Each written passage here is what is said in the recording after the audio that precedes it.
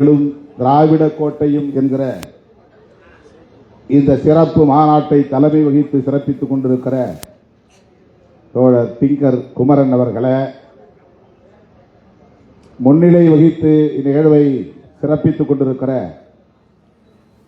தந்தை பெரியார் திராவிடர் கழகத்தின் தலைமை நிலைய செயலாளர் இளங்கோவன் அவர்களை, இந்நிகழ்வில் பங்கேற்று நம்மிடையே உணர்ச்சிகரமாக உரையாற்றி அமர்ந்திருக்கிற மனிதநேய மக்கள் கட்சியின் தலைவரும் சட்டமன்ற உறுப்பினருமான பேராசிரியர் அண்ணன் ஜவாஹிருல்லா அவர்களை, தந்தை பெரியார் திராவிடர் கழகத்தின் பொதுச் செயலாளர்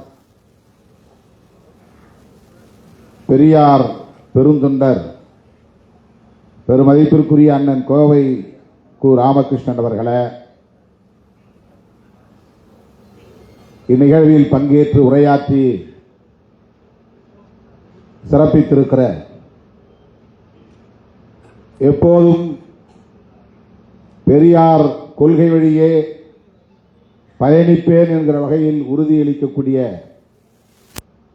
ஒரு சான்றாக இந்த நிகழ்விலே வந்து பங்கேற்று சிறப்பித்திருக்கிற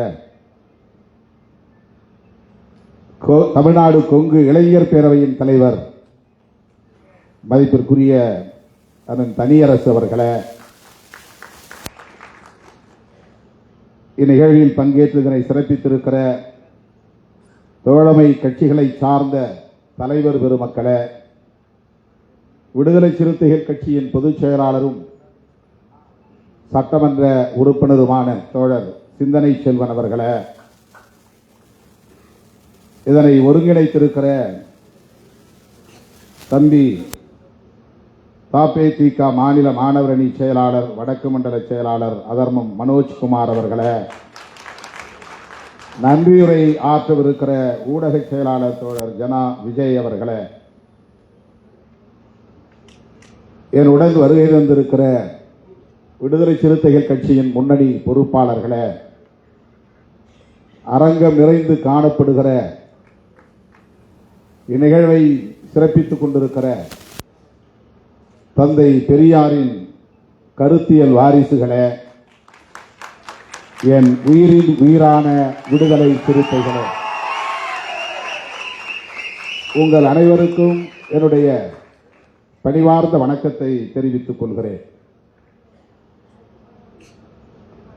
அனைவரின் பெயரையும் பெயர்களையும் இங்கே விழிக்க இயலவில்லை, பொறுத்தருள வேண்டுகிறேன். தந்தை பெரியார் திராவிடர் கழகம்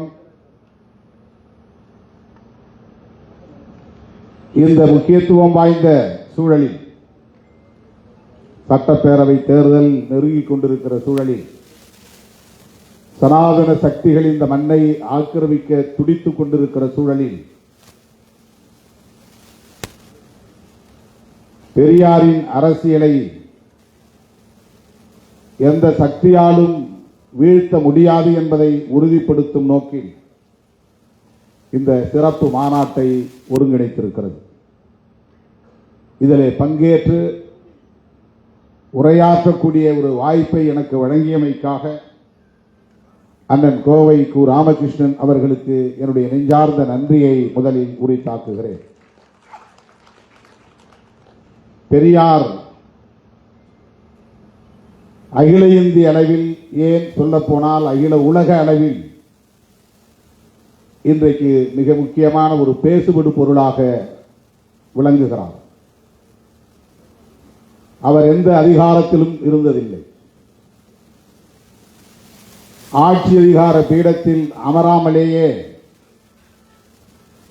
ஆட்சியில் இருந்தவர்களால் இருப்பவர்களால் வெகுவாக பேசப்படுகிற ஒரு பேராளுமையாக விளங்குபவர் தந்தை பெரியார். புரட்சியாளர் அம்பேத்கர் அவர்கள் கூட மிக பெரும் பொறுப்புகளில் இருந்திருக்கிறார். இந்திய ஆட்சி அதிகார பீடத்தில் அதிகாரம் வாய்ந்த பொறுப்பிலே இருந்து பணியாற்றி இருக்கிறார். அரசியல் நிர்ணய சபை உறுப்பினராக தேர்ந்தெடுக்கப்பட்டு அச்சபையில் அரசமைப்பு சட்டத்தை எழுதுவதற்கான குழுவின் தலைவராகவும் பொறுப்பேற்று பணியாற்றி இருக்கிறார். அப்படி புரட்சியாளர் அம்பேத்கர் அவர்களைப் போல அரசியல் தளத்தில் ஆட்சி அதிகாரத்தில் எந்த பொறுப்பையும் வகிக்காமல் இன்றைக்கு மிகப்பெரிய தாக்கத்தை அரசியல் களத்தில் ஏற்படுத்தி வருபவர் தந்தை பெரியார். அதுவே அவருக்குள்ள பெரும் சிறப்பு, அரும் சிறப்பு. ஒரு வார்டு கவுன்சிலராக கூட அவர் ஆக வேண்டும் என்று விரும்பியதில்லை.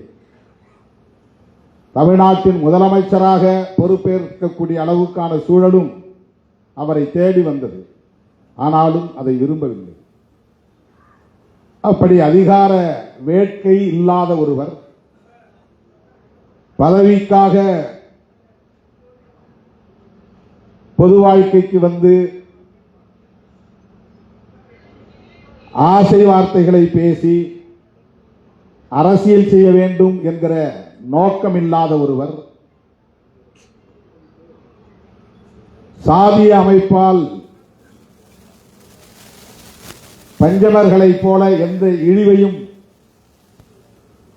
அவமானத்தையும் சந்திக்காமல் சாதியை ஒழிக்க வேண்டும் என்று போராடிய ஒருவர் தந்தை பெரியார் மட்டும்தான்.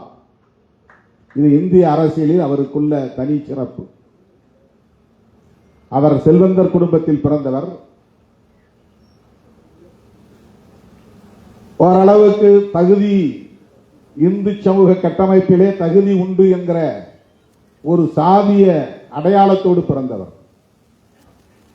அதாவது தமிழகத்தில் தொட்டால் தீட்டு, கண்டால் தீட்டு என்கிற நிலையில் உள்ள சமூக அடையாளம் அவருக்கு இல்லை. சமூகத்தில் அவருக்கு மதிப்புண்டு என்கிற அளவுக்கான ஒரு சமூக அடையாளம், நாயக்கர் என்கிற சமூக அடையாளம்.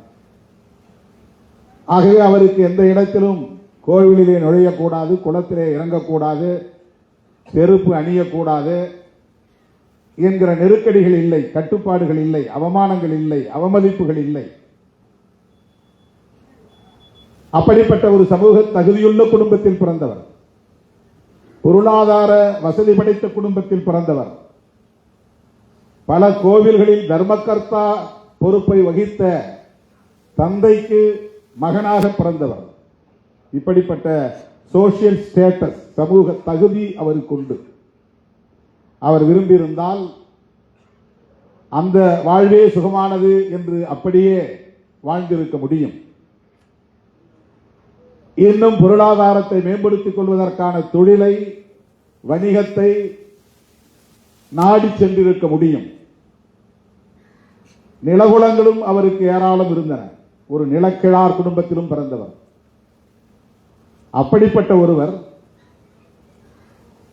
தனது இறுதி மூச்சு வரையில் பொது வாழ்விலே தன்னை ஒப்படைத்துக் கொண்டார் என்றால் அவருடைய உழைப்பையும் ஈகத்தையும் ஒருவன் உள்நோக்கத்தோடு கொச்சைப்படுத்துகிறான் என்றால் அவன் இந்த மண்ணில் தமிழனாக வாழ தகுதியற்றவன், மனிதனாக வாழ தகுதியற்றவன் என்றுதான் நாம் புரிந்து கொள்ள வேண்டும். அவருடைய உழைப்பை சந்தேகப்படுவது, அவருடைய நோக்கத்திற்கு களங்கம் விளைவிக்கக்கூடிய வகையில் கற்பிதமான கருத்துக்களை, அவதூறுகளை பரப்புவது மிகவும் அற்பமான ஒரு அரசியல்.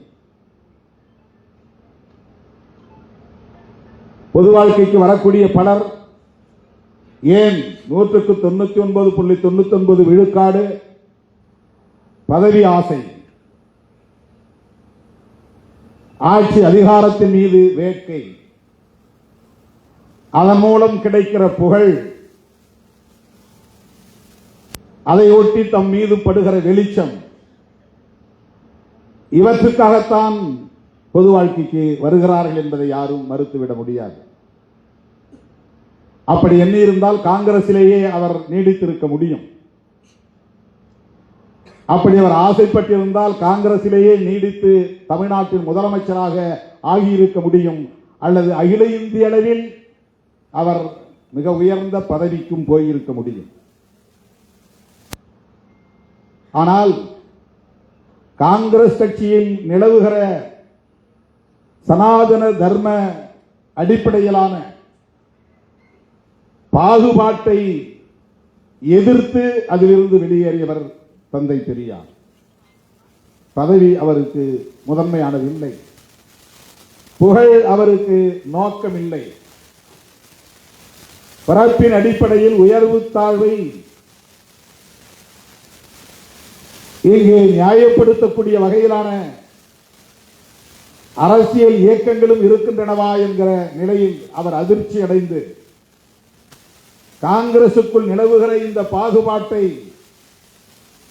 காங்கிரஸ் தலைவர்களால் ஒழிக்க முடியாது என்பதை உணர்ந்து அதிலிருந்து வெளியேறியவர். காங்கிரஸை ஒழித்து கட்டாமல் விடமாட்டேன் என்று உறுதி எடுத்துக் கொண்டு களமிறங்கியவர் தந்தை பெரியார். அதற்கு ஒரே நோக்கம்தான், சாதியின் பெயரால் அல்லது வர்ணாசிரமத்தின் பெயரால் இந்த சமூகத்தில் நிலவுகிற உயர்வு தாழ்வு என்கிற பாகுபாட்டை எதிர்ப்பது என்பது மட்டும்தான் நோக்கம். பெரியாரை இந்த கோணத்திலிருந்து மட்டும்தான் பார்க்க வேண்டும், புரிந்து கொள்ள வேண்டும். அவருடைய இறுதி மூச்சு வரையில் அவருடைய ஒற்றை நோக்கம், ஒற்றை இலக்கு சாதி ஒழிப்பு என்பதை நாம் புரிந்து கொள்ள வேண்டும். சாதியை ஒழிக்க வேண்டும் என்பதற்காக பொது வாழ்க்கைக்கு வந்த தலைவர்கள் இந்தியாவில் அரசியல் களத்தில் இரண்டே தலைவர்கள் தான். ஒருவர் புரட்சியாளர் அம்பேத்கர், இன்னொருவர் தந்தை பெரியார். அவர் அரசியல் இயக்கம் கண்டார், அரசியல் களத்தில் பணியாற்றினார், மத்திய அமைச்சர் என்கிற அளவுக்கு உயர் பொறுப்பில் இடம் வகித்தார். ஆனாலும் ஜாதி ஒழிப்பு என்பதுதான் அவருடைய இறுதி இலக்காக இருந்தது. புரட்சியாளர் அம்பேத்கருடைய அணுகுமுறை அனைத்தும் சாதியை ஒழிப்பதற்கான செயல் திட்டங்களை கொண்டதாகவே இருந்தது. அப்படி தேர்தல் அரசியலில், நாடாளுமன்ற ஜனநாயகத்தில் ஈடுபாடு கொள்ளாமலேயே ஜாதியை ஒழிக்க வேண்டும் என்பதற்காக தன்னை முழுமையாக ஒப்படைத்துக் கொண்ட மாசற்ற தலைவர் தந்தை பெரியார். அவரை போய் அவர் தெலுங்கர், அதனால்தான் கன்னடர், அவர் கன்னடர், அதனால்தான் அவர் தமிழர் என்கிற உணர்வு இங்கே வெகுண்டிட விடாமல் தடுத்தார். திராவிடர் என்று தமிழர் என்கிற அடையாளம் அழிக்கப்படக்கூடிய வகையிலே திராவிடர் என்ற சொல்லாடலை கையாண்டார். திராவிடம் என்கிற அரசியலை கையில் எடுத்தார். அதனால்தான் தமிழர்கள் இங்கே பின்னுக்கு தள்ளப்பட்டார்கள், தமிழர்கள் ஒடுக்கப்பட்டார்கள், தமிழர்கள் சுரண்டப்பட்டார்கள் என்று உள்நோக்கம் கற்பிப்பது அப்பட்டமான அற்ப அரசியல். இதைவிட வேறு எதையும் நாம் சொல்ல முடியாது. மிக கேவலமான ஒரு அரசியல்.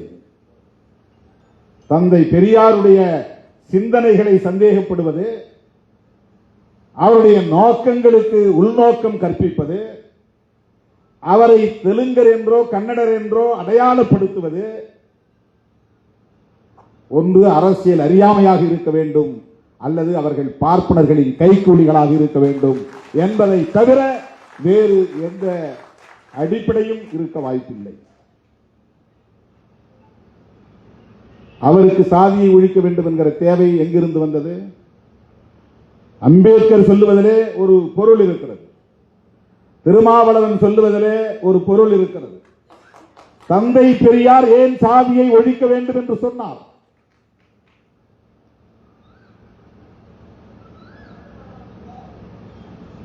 இந்த கோணத்திலே தோழர்கள் சிந்திக்க வேண்டும். அவர் எதற்காக பார்ப்பனர்களை எதிர்க்க வேண்டும்? அதிகார பீடத்தில் ஆதிக்கம் செலுத்துகிற அந்த கும்பலோடு கைகோர்த்து குழாவ முடியுமே, அவர்களோடு சேர்ந்து ஆனந்த கூத்தாட முடியுமே, பதவிகளில் அமர்ந்து பட்டங்களை சுமந்து திரிய முடியுமே. ஆனால் ஏன் அதிகாரமும் ஆதிக்கமும் நிறைந்த பார்ப்பனர்களை எதிர்க்கிற நிலைப்பாட்டை தந்தை பெரியார் எடுத்தார்? அது வெறும் பார்ப்பன சமூகத்தின் மீதான வெறுப்பு அல்ல, இந்த சமூகத்தில் நிலை கொண்டிருக்கிற ஒரு தத்துவத்திற்கு எதிரான போர். ஆரியம், பார்ப்பனியம், சனாதனம் என்கிற கோட்பாட்டுக்கு எதிரான போர்.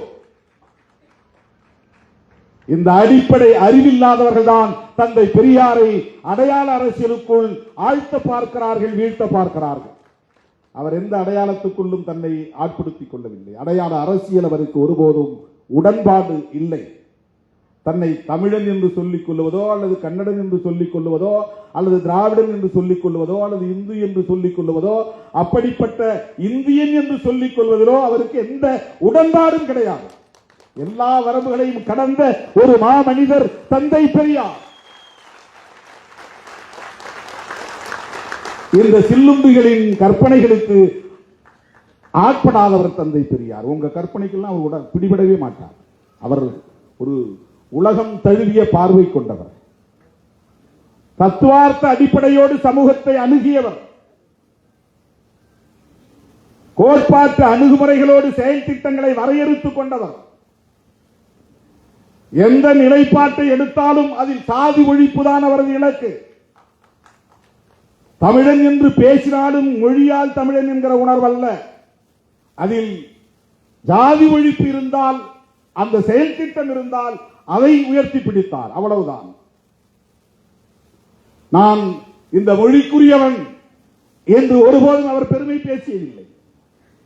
நான் இந்த மதத்திற்குரியவன் என்று ஒருபோதும் அவர் அந்த வரலாற்று புனைவுகளை பெருமையாக முன்னிறுத்தியதில்லை.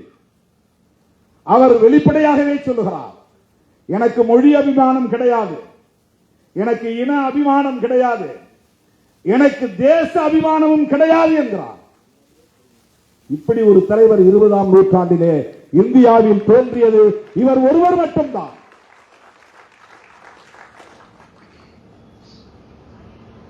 புரட்சியாளர் அம்பேத்கர் அவர்கள் அப்படிப்பட்ட அரசியலுக்குள்ளே அவர் நுழையவில்லை. மொழியை பற்றியோ தேசத்தை பற்றியோ அவர் பெரிதாக அலட்டிக் கொள்ளவில்லை. அவருக்கும் சனாதன தர்மம் அழித்தொழிக்கப்பட வேண்டும் என்பது மட்டும்தான் நோக்கம். பெரியார் அம்பேத்கரை தேடியதும் அம்பேத்கர் பெரியாரை தேடியதும் இந்த ஒரு புள்ளியில் தான், இந்த ஒற்றை புள்ளியில் தான். அம்பேத்கர் என்ன மொழி அடிப்படையிலே பெரியாருக்கு உறவினரா என்ன? தெலுங்கரா கன்னடரா? ஏன் அம்பேத்கரை பெரியார் தேடி போக வேண்டும்? அம்பேத்கர் மராட்டியர், உங்கள் மொழியிலே சொல்ல போனால் அவர் மராட்டியர். பெரியார் உங்கள் மொழியில் சொல்ல போனால் அவர் கன்னடர். அவர்களுக்கிடையிலே இந்த உறவு எப்படி உருவானது? மொழி அடிப்படையிலா அல்லது திராவிடம் என்கிற திராவிட தேசத்தின் அடிப்படையிலா? இல்லை. அவரும் பார்ப்பனியத்தை எதிர்த்து போராடுகிறார், இவரும் பார்ப்பனியத்தை எதிர்த்து போராடுகிறார். கொள்கை வழி உறவு, கோட்பாட்டு உறவு. இதை புரிந்து கொள்ள அந்த அற்பர்களால் முடியாது. இதற்கு ஒரு தத்துவார்த்த பார்வை தேவை. அந்த அரசியல் புரிதல் இருந்தால் மட்டும்தான் இவர்களை அறிந்து கொள்ள முடியும்.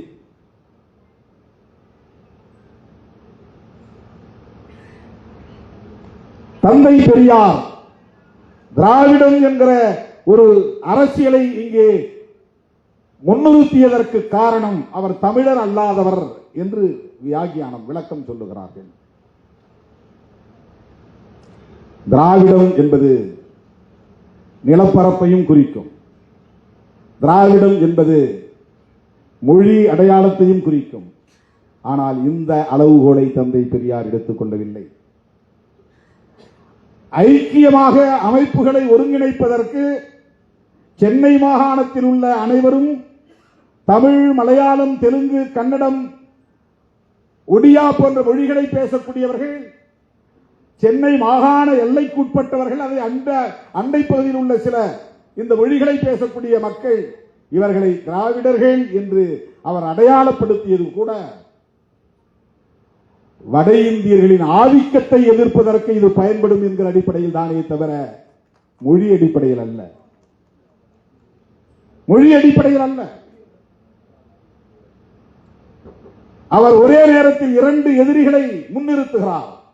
ஒன்று வட இந்தியர்களின் ஆதிக்கம், வடவர் ஆதிக்கம், அதை எதிர்க்க வேண்டும். இரண்டு, இந்தியா முழுவதும் ஆக்கிரமித்திருக்கிற சனாதன தர்மத்தை அழித்தொழிக்க வேண்டும்.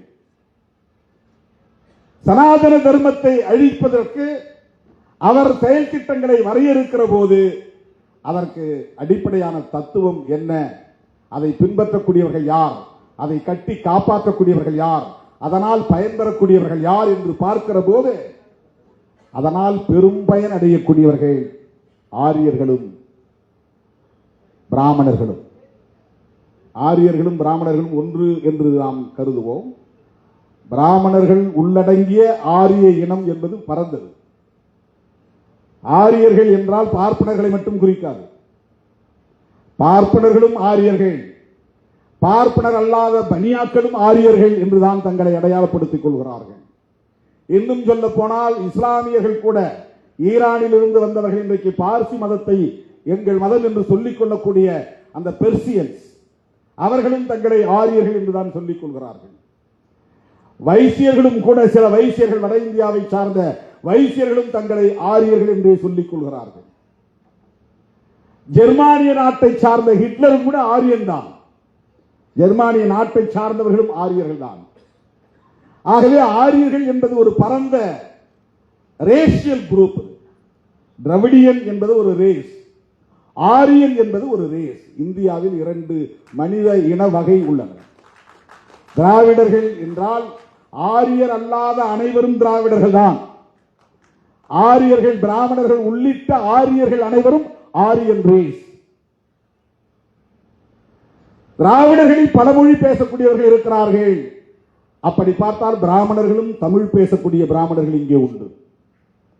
ஆகவேதான் மொழி அடிப்படையில் ஒரு ஐக்கியத்தை கட்டுவது பார்ப்பனர்களையும் உள்வாங்கக்கூடிய நிலை ஏற்பட்டுவிடும் என்கிற அச்சம் தந்தை பெரியாருக்கு இருந்தது. எந்த இடத்திலும் பார்ப்பனர்களை தனிமைப்படுத்த வேண்டும், அந்நியப்படுத்த வேண்டும், பார்ப்பனர் அல்லாத சமூகத்தினரை ஐக்கியப்படுத்த வேண்டும் என்பது மட்டுமே அவருடைய செயல் திட்டமாக இருந்தது. அதனால்தான் நான் பிராமின் மூவ்மெண்ட், பார்ப்பனர் அல்லாதார் இயக்கம். மேலோட்டமா பார்த்தா பார்ப்பனர்கள் ரொம்ப சிறுபான்மை தானே, அவங்களுக்கு எதிராக ஏன் பெரியார் அப்படி சிந்தித்தார், அவங்களை தனிமைப்படுத்தலாமா? இப்ப அவங்கள சிறுபான்மை மக்களை அப்படி தனிமைப்படுத்தி அந்நியப்படுத்தி அவர்களுக்கு எதிரான துவேஷத்தை, வெறுப்பை விதைப்பது எந்த வகையிலே நியாயம் என்று கேட்கலாம். அவர்கள் 3% தான். ஆனால் அவர்களின் ஆதிக்கம் அகில இந்தியா முழுமைக்கும் அனைத்து துறைகளிலும் இருந்தது. அதற்கு எது சாதகமாக இருந்தது என்றால், எண்ணிக்கையில் அவர்கள் மிகவும் சிறுபான்மையினராக இருந்தாலும் அவர்களுக்கான பாதுகாப்பை உறுதிப்படுத்துவது இந்த மண்ணில் நிலைப்படுத்தப்பட்டிருக்கிற சனாதன தர்மம் தான், அல்லது பார்ப்பனிய தர்மம் தான், அல்லது மனு தர்மம் தான், அல்லது வர்ணாசிரம தர்மம் தான். இதை கண்டு வந்தவர் தந்தை பெரியார். ஆகவே பார்ப்பனர்களை அந்நியப்படுத்துவது, தனிமைப்படுத்துவது என்கிற துணிச்சலான முடிவை 20ஆம் நூற்றாண்டிலே உயர்த்தி பிடித்தவர் தந்தை பெரியார். இது சாதாரணமான காரியம் இல்லை. இந்த துணிச்சல் எல்லோருக்கும் வந்து விடாது. உயர் நீதிமன்ற நீதிபதிகளாக இருந்தாலும், உச்ச நீதிமன்ற நீதிபதிகளாக இருந்தாலும் இன்றைக்கும் அவர்களே பெரும்பான்மையாக இருக்கிறார்கள். சாதி எண்ணிக்கையில் சிறுபான்மையாக இருந்தாலும் அதிகார பீடத்தில் அவர்கள் தான் பெரும்பான்மையாக இருக்கிறார்கள். உச்ச நீதிமன்ற நீதிபதிகளில் எத்தனை பேர் ஓபிசி? எஸ்சி எஸ்டி விடுங்க, எத்தனை பேர் ஓபிசி? மோடியின் கைகளை உயர்த்தி பிடிக்கிற சாதி இந்து அடையாளம் உள்ள தலைவர்களை பார்த்து கேட்கிறேன். திரு எடப்பாடி பழனிசாமி அவர்களை பார்த்து கேட்கிறேன். தமிழ்நாட்டிலே தேசிய ஜனநாயக கூட்டணியின் ஆட்சி மலரும் என்று சொல்லுகிறீர்களே, அதற்கு பொருள் என்ன? பாரதிய ஜனதாவின் ஆட்சி மலரும் என்றுதானே பொருள். அது உங்களால் புரிந்து கொள்ள முடிகிறதா இல்லையா? திமுக தலைமையிலான கூட்டணியை நாங்கள் திமுக கூட்டணி என்றோம். அதிமுக தலைமையிலான கூட்டணியை நீங்கள் தேசிய ஜனநாயக கூட்டணி என்கிறீர்கள். உங்களால் அதை அதிமுக கூட்டணி என்று கூட சொல்ல முடியாத அளவுக்கு பலவீனப்பட்டு நிற்கிறீர்கள். நாளைக்கு அதிமுக கூட்டணி ஆட்சிக்கு வந்தால் அது பாஜக ஆட்சிக்கு வந்ததாகத்தான் பொருள். பாஜக ஆட்சிக்கு வந்தது என்றால் RSS ஆட்சிக்கு வந்ததாகத்தான் பொருள். RSS ஆட்சிக்கு வந்தது என்றால் ஆரியர்கள் பார்ப்பனர்கள் ஆட்சிக்கு வந்து விட்டார்கள் என்றுதான் பொருள். ஆரியர்கள் பார்ப்பனர்கள் ஆட்சிக்கு வந்து விட்டார்கள் என்று சொன்னால் பெரியார் வீழ்த்த நினைத்த சனாதனம் மீண்டும் இங்கே வலுப்பெற்று விட்டது என்றுதான் பொருள். இப்போது புரிகிறதா ஏன் திருமாவளவன் திமுகவோடு உடும்பு பிடியாக இருக்கிறான் என்று உங்களால் புரிந்து கொள்ள முடிகிறதா? சில அற்பர்கள் மூடர்கள் ஏதோ சில லாபங்களுக்காக ஆதாயங்களுக்காக திருமாவளவன் திமுகவோடு ஒட்டி கொண்டிருக்கிறான் என்று கருதுகிறார்கள். இல்லை, பெரியாரின் கருத்துக்களுக்கு வலு சேர்க்க வேண்டும் என்கிற தேவை இருக்கிறது. தேர்தல் அரசியலில் இருந்தாலும் இந்த கருத்தில் உடும்பு பிடியாக இருக்கிற இயக்கம் விடுதலை சிறுத்தைகள் கட்சி. இதனால் என்ன பாதிப்பு நேர்ந்தாலும் இழப்பு நேர்ந்தாலும் சேதமடைந்தாலும் அதை எதிர்கொள்வதற்கு தயாராக இருக்கிற இயக்கம் விடுதலை சிறுத்தைகள் கட்சி. திராவிடர் கழகம் திமுக கழகம் என்கிற இரண்டு கட்சிகளோடு பெரியாரின் சிந்தனைகள் பூண்டத்து போய்விடும் என்று கருதாதீர்கள். சிறுத்தைகள் இருக்கிற வரையில் இந்த மண்ணில் எந்த கொம்பனாலும் பெரியாரியத்தை வீழ்த்த முடியாது, அசைக்க முடியாது என்பதை நான் உறுதிப்படுத்த கடமைப்பட்டிருக்கிறேன். விடுதலை சிறுத்தைகள் கட்சி அம்பேத்கர் இயக்கம் மட்டுமல்ல, இது ஒரு பெரியார் இயக்கம். பெரியார் என்கிற அடையாளம் சிதைக்கப்பட்டால், பெரியாரின் சிந்தனைகள் அழித்தொழிக்கப்பட்டால் சிறுத்தைகளுக்கு இங்கே வேலை இல்லாமல் போய்விடும், அரசியல் செய்ய முடியாமல் போய்விடும். எங்களின் அரசியல் ஆதாரமே பெரியாரும் அம்பேத்கரும் தான்.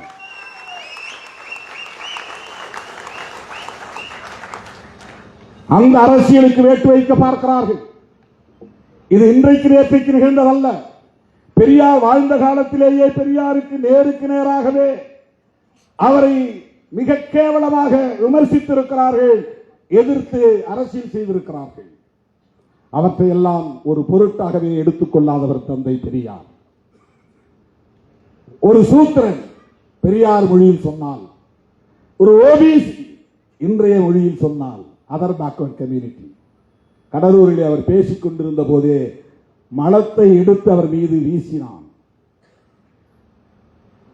தன் மீது மனித கழிவு வீசப்பட்டது என்பதை தெரிந்தும் கூட அதனால் ஆத்திரப்படாத தந்தை பெரியார், கோட்டம் கலைந்துவிடக் கூடாது, தன் உரை பாதியிலேயே நின்றுவிடக் கூடாது என்கிற பொறுப்புணர்வோடு தன் உடையில் போர்த்தியிருந்த ஜமுக்காலம் அந்த போர்வையை கொண்டு அந்த மலத்தை நரகளை மூடிக்கொண்டு பிறகு அரை மணி நேரம் பேசியிருக்கிறார். அவர்தான் பெரியார். பேசி முடித்த பிறகுதான் தன் மீது நரகள் வீசப்பட்டது என்பதை அவர் மற்றவர்களுக்கு சொல்லி இருக்கிறார். செருப்படுத்தி வீசியிருக்கிறார்கள், அழுகிய முட்டைகளை கொண்டு வீசியிருக்கிறார்கள். இவற்றையெல்லாம் எந்த பார்ப்பனரும் செய்யவில்லை. பார்ப்பனர்களின் ஏவலாட்களாக இந்த பிற்படுத்தப்பட்ட மிகவும் பிற்படுத்தப்பட்ட சமூகத்தில் பிறந்த சகோதரர்கள் தான், பெரியார் மொழியில் சொல்ல போனால் சூத்திரர்கள் தான் அவருக்கு எதிராக இந்த நடவடிக்கைகளை எல்லாம் செய்திருக்கிறார்கள். அரசியல் ரீதியாக சிலம்பு செல்வர் என்று போற்றப்பட்ட மாப்போசி அவர்களை முன்னிறுத்தி பெரியாருக்கு எதிரான அரசியலை செய்ய வைத்தார்கள். யார் செய்தது? இன்றைக்கு இருக்கிற விகடன் குழுமம் அன்றைக்கும் இருந்தது. அவர்கள் பெரியாருக்கு எதிரான அரசியலை செய்தார்கள். P.T. கிருஷ்ணமாச்சாரி, கல்கி கிருஷ்ணமூர்த்தி, இந்த பெரியவர்கள் எல்லாம் பெரியாருக்கு எதிரான அரசியலை மாப்போசியை கொண்டு செய்தார்கள். மாப்போசியின் பிள்ளை இன்றைக்கு அப்படியே செய்கிறது. யார் என்று உங்களுக்கு தெரியும். அதே வழியில் தான் அவர், அதே திசை வழியில் தான் அவர் பயணிக்கிறார். அண்ணன் திருமாவளவனும் பெரியார் தான் என்று சொன்னால் திருமாவளவன் மயங்கி விடுவான் என்று கருதுகிறார்கள். அல்லது திருமாவளவனை ஆதரிப்பவர்கள் மயங்கி போவார்கள் என்று யாரோ சொல்லி தந்திருக்கிறார்கள். திருமாவளவனும் திருமாவளவனோடு களமாடக்கூடிய எந்த தோழனும் அவ்வளவு எளிதாக இலகுவாக இந்த மாய்மால வித்தைகளுக்கு ஒருபோதும் மயங்கிவிட மாட்டார்கள் என்பதை நான் பதிவு செய்ய விரும்புகிறேன். நாங்கள் வெறும் வாக்கு வங்கிக்காக அரசியல் செய்யவில்லை, சில தொகுதிகளுக்காக நாங்கள் அரசியல் செய்யவில்லை, அதிகார தேடலுக்காக நாங்கள் அரசியல் செய்யவில்லை. புரட்சியாளர் அம்பேத்கரும் தந்தை பெரியாரும் கண்ட கனவை நனவாக்குவதற்காகத்தான் விடுதலை சிறுத்தைகள் களத்தில் இருக்கிறோம்.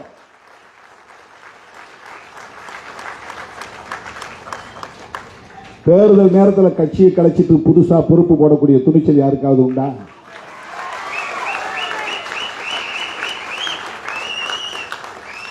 மாவட்ட செயலாளர்கள் எல்லா கட்சியிலும் ஒரு ரெவன்யூ மாவட்டத்துக்கு ஒருத்தர் 2 பேர் தான். இந்தியாவுக்கே வழிகாட்டக்கூடிய வகையில் ஒரு சட்டமன்ற தொகுதிக்கு ஒரு மாவட்ட செயலாளர், 234 மாவட்ட செயலாளர்களை அறிவித்துவிட்டு வந்து நான் மேடையிலே நிற்கிறேன். ஒரு சட்டமன்ற தொகுதி தான் உனக்கு போய் வேலை செய்ய தொகுதி மாவட்ட செயலாளர். எங்களுக்கு நிலப்பரப்பு குறைஞ்சு போச்சு அப்படின்னு சிலருக்கு அதிருப்தி இருக்கலாம். என்னை விட கீழான நிலையில் இருந்தவனா நீங்க மாவட்ட செயலாளர் ஆக்கிட்டீங்க என்று சில பேருக்கு வருத்தம் இருக்கலாம்.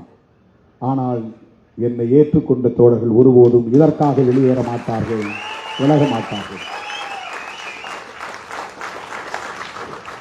தொடக்கத்திலிருந்து நான் முதலாக இந்த இயக்கத்தின் தலைமை பொறுப்பை ஏற்ற நாளில் இருந்து புரட்சியாளர் அம்பேத்கரோடு தந்தை பெரியாரின் திருவுருவப் படத்தையும் பொறித்து துண்டறிக்கைகளை விநியோகித்து ஒவ்வொரு சேரிக்கும் கொண்டு போய் சேர்த்தவன் திருமாவளவன். இன்றைக்கு நேற்றுக்கல்ல, அப்ப நான் தேர்தல் பாதையை கூடாதுன்னு சொன்ன காலம், 10 ஆண்டு காலம் தேர்தல் பாதை வேண்டாம் என்று அரசியல் செய்த நேரத்தில் பெரியாரை, புரட்சியாளர் அம்பேத்கரை, இருவரும் ஆசான்களை கொள்கை ஆசான்கள் என்று பிரகடனம் செய்தவன் திருமாவளவன். பல பேர் விமர்சனம் செய்தார்கள், நாம் அதை ஒரு பொருட்டாக எடுத்துக் கொள்ளவில்லை. அதே அடிப்படையில் தான் இன்றைக்கும் நாங்கள் இயங்கிக் கொண்டிருக்கிறோம். திராவிடம் என்கிற சொல் நிலப்பரப்பை குறிக்கும், அது ஒரு பார்வை. மொழிகளை அடையாளப்படுத்தும், அது ஒரு பார்வை. அதைவிட முக்கியமானது பெரியார் பார்வை என்னவென்றால் கருத்தியலை அடையாளப்படுத்தும் என்பதுதான், ஐடியாலஜிக்கல் ஐக்கன். திராவிடம் என்பதை பெரியார் பார்வை கொண்டு ஒரு கருத்தியலாகத்தான் அணுக வேண்டும். திராவிடத்தை வெறும் நிலப்பரப்பாகவோ, திராவிடத்தை வெறும் மொழி அடையாளமாகவோ பார்ப்பவனுக்கு பெரியாரை புரிந்து கொள்ள முடியாது. என்றைக்கு அவர் தெலுங்கர் என்கிற பற்று கொண்டு தெலுங்கர்களுக்காக பேசியிருக்கிறார், அல்லது கன்னடர் என்கிற பற்று கொண்டு கன்னடர்களுக்காக பேசியிருக்கிறார், தமிழர்களுக்காக யாரும் போராட முன்வரவில்லை என்பதனால் நான் அந்த சுமையை என் தோளில் போட்டுக் கொண்டு திரிகிறேன் என்று சொன்னவர் தந்தை பெரியார். நீங்க சொல்ற எவனும் தமிழர்களுக்காக போராட முன்வரவில்லை. பெரியார் மட்டும்தான் தியாகம் செய்தாரா, அவர் இல்லையா, இவர் இல்லையா என்றெல்லாம் கேள்வி எழுப்புகிறார்கள். அப்படி பார்த்தால் அண்ணன் பிரபாகரனோடு எத்தனையோ போராளிகள் உயிரிழந்திருக்கிறார்கள், ஈகம் செய்திருக்கிறார்கள். ஆனால் நாம் ஏன் பிரபாகரன் அவர்களை மட்டும் உயர்த்தி பிடிக்கிறோம்? அதுதான் அரசியல். பிரபாகரன் என்கிற அந்த மாமனிதரை, மேதகு அண்ணன் பிரபாகரன் அவர்களை சொன்னால் ஆயிரக்கணக்கான லட்சக்கணக்கான போராளிகளையும் குறிக்கும், அவ்வளவுதான். பெரியாரை சொன்னால் அதற்குள்ளே எல்லா போராளிகளும் அடக்கம். மொழிக்காக போராடியவர்கள், இன உரிமைகளுக்காக போராடியவர்கள், இந்தியை எதிர்த்து ஈகம் செய்தவர்கள், ஆரியத்தை பார்ப்பனியத்தை எதிர்த்து களமாடியவர்கள், இலக்கிய தலங்களில் பணியாற்றியவர்கள், அத்தனை பேரையும் குறிக்கும். வீம்புக்கு வரட்டுவாதம் செய்கிறார்கள். அதற்கு என்ன காரணம் என்றால் பெரியார் என்கிற அடையாளம் தான் உத்தரப்பிரதேசத்திலும் தாக்கத்தை ஏற்படுத்துகிறது, பீகாரிலும் தாக்கத்தை ஏற்படுத்துகிறது, அகில இந்திய அளவிலும் உலக அளவிலும் இன்றைக்கு சுயமரியாதை குறித்த விவாதம் இன்றைக்கு உயர்த்தி பிடிக்கப்படுகிறது. சுவிட்சர்லாந்தில் தாவோஸ் என்கிற இடத்தில் நடைபெறுகிற ஒரு பொருளாதார மாநாட்டில் பேசிய கனடிய பிரதமர் சுயமரியாதை தான் மனிதனுக்கு முதன்மையானது என்று பேசியிருக்கிறார் என்றால் அங்கே பெரியார் எதிரொலிக்கிறார். அரசியல் களத்தில் சுயமரியாதையை ஒரு பேசுவிடும் பொருளாக்கியவர் ஒரு விவாதத்திற்குரிய கோட்பாடாக மாற்றியவர். செல்ஃப் ரெஸ்பெக்ட் என்கிற இந்த சொற்றொடரை அரசியல் அரங்கில் புழக்கத்திற்கு கொண்டு வந்தவர், அறிமுகப்படுத்தியவர் தந்தை பெரியார். தோழர்களே, திராவிடம் என்பதை வெறும் மொழி அடையாளமாகவோ நிலப்பரப்பு என்கிற அடையாளமாகவோ தந்தை பெரியார் பார்க்கவில்லை. அது மதராஸ் மாகாணமாக இருந்த காலம். பிரிட்டிஷார் ஆட்சியில் இருந்தபோது Madras presidency, Bombay presidency, Kolkata presidency, central province, united province, இப்படி இந்தியாவில் பல மாகாணங்கள் பிரிட்டிஷ் ஆட்சி எல்லைக்குட்பட்ட பகுதிகள் இருந்தன. அதுதான் பிரிட்டிஷ் இந்தியா. திருவாங்கூர் சமஸ்தானம் அது சமஷ்டி, அது தனி ஆட்சி நிர்வாகத்தை கொண்டது. ஹைதராபாத் நிஜாம் தனி ஆட்சி நிர்வாகம் கொண்டது. மைசூர் மகாராஜா தனி ஆட்சி, அது ஒரு சமஸ்தானம். இதுபோல் எண்ணற்ற பல சமஸ்தானங்கள் இந்தியாவிலே உண்டு. ஜம்மு காஷ்மீரில் சமஸ்தானங்கள் இருந்தன, நூற்றுக்கணக்கான சமஸ்தானங்கள் இருந்தன. அவையெல்லாம் நேரடியாக பிரிட்டிஷ் ஆட்சி எல்லைக்குட்பட்டவை அல்ல. அப்படிப்பட்ட மாகாணங்களில் ஒன்றுதான் மதராஸ் மாகாணம். அந்த மதராஸ் மாகாணத்திற்குள் அப்போது ஆட்சி எல்லைக்குள்ளே இருந்த மக்கள் தெலுங்கு பேசினார்கள், மலையாளம் பேசினார்கள், தமிழ் பேசினார்கள், கன்னடம் பேசினார்கள். ஆகவே அவர்கள் ஒரே நிலப்பரப்புக்குள்ளே இருந்ததனால் தமிழ்நாட்டில் அனைத்து துறைகளிலும் அவர்களால் பங்கேற்க முடிந்தது, பங்களிப்பு செய்ய முடிந்தது. நாடு மொழி அடிப்படையில் பிரிந்த பிறகு யாரும் இங்கே தெலுங்கர்கள் குடியேறவில்லை. மொழிவாரி மாகாணம் பிரிந்த பிறகு மலையாளிகள் இங்கே குடியேறிவிடவில்லை. இன்றைக்கு வட இந்தியர்கள் குடியேறுகிறார்கள். தொழிலாளர்கள் என்கிற பெயரில் இங்கே வந்து அமர்கிறார்கள். மார்வாடிகள் விடுதலைக்கு பிறகு பல பேர் வந்திருக்கிறார்கள். மொழிவாரி மாகாணமாக பிரிக்கப்பட்ட பிறகு பல பேர் புலம்பெயர்ந்து வந்திருக்கிறார்கள். இது வேறு. ஆனால் மதராஸ் மாகாணமாக இருந்த போது இந்த மொழி பேசக்கூடிய அந்தந்த பகுதிகள் பிறகு ஆந்திராவாக, அதன் பிறகு முதலில் பிரிந்தது ஆந்திரா தான். மொழி அடிப்படையிலே ஒரு மாநிலம் உருவானது ஆந்திரா. அதன் பிறகுதான் கர்நாடகம், அதன் பிறகுதான் கேரளம். இப்படி மாநிலங்கள் பிரிந்தன. இந்த மாநிலங்கள் பிரிந்து போன எச்சம்தான் திரும்ப சென்னை மாகாணம் என்று அழைக்கப்பட்டது. ஏனென்றால் இது பழைய பேரு சென்னை மாகாணம் தான். வட இந்தியாவுக்கு போனால், டெல்லிக்கு போனால் மதராசி என்று சொன்னால் சென்னையிலிருந்து வந்தவர் என்று பொருள் அல்ல. இந்த பெரிய மாகாண பகுதியில் இருந்து வந்திருக்கிற ஆந்திரனையும் குறிக்கும், அதாவது தெலுங்கனையும் குறிக்கும், கன்னடனையும் குறிக்கும், மலையாளியையும் குறிக்கும், தமிழையும் குறிக்கும். மதராசி தான். மதராசி என்கிற சொல் இத்தனை பேரையும் குறிக்கிற சொல். இவர்கள் பிரிந்து போன பிறகு எஞ்சிய பெயர் சென்னை மாகாணம் என்பது. ஆகவே அதை தமிழ்நாடு என்று பெயர் சூட்ட கோரிக்கைகள் அவ்வப்போது எழுந்தன.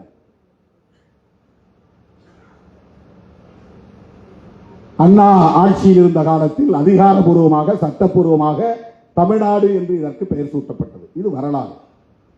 ஆனால் பெரியாரும் அண்ணாவும் கலைஞரும் தமிழர்கள் இல்லை.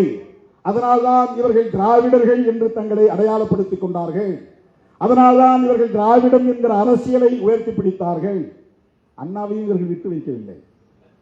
அவரும் தெலுங்கு முதலியாராம். ஏன்னா அவங்க அம்மா பேரு பங்காரு அம்மையாராம். பங்காருனாக்க தெலுங்கு மொழி பேசக்கூடியவங்க தான் பேர் வைப்பாங்க. பங்காருனா தங்கம்னு அர்த்தம். தமிழ்ல தங்கம், தெலுங்குல பங்காரு. கலைஞர் ஆந்திராவில் இருந்து அங்க முன்னோர்கள் வந்தாங்களாம். திராவிட தலைவர்கள் அத்தனை பேரையும் மொழி அடிப்படையில் அடையாளப்படுத்துகிறார்கள். அண்ணன் கோவைக்கு ராமகிருஷ்ணன் அவர்களையும் அப்படிதான் மொழி அடிப்படையில் அடையாளப்படுத்துகிறார்கள். ஆனால் தமிழுக்காகவும், தமிழ் ஈழத்திற்காகவும், விடுதலை புலிகளுக்காகவும் அவர் பட்ட பாடு, அவர் சந்தித்த சவால்கள், அவர் சந்தித்த நெருக்கடிகள், இன்னைக்கு பிரபாகரன் அவர்களின் பெயரை உச்சரிக்கக்கூடிய இந்த கற்றுக்குட்டிகளுக்கு தெரியுமா?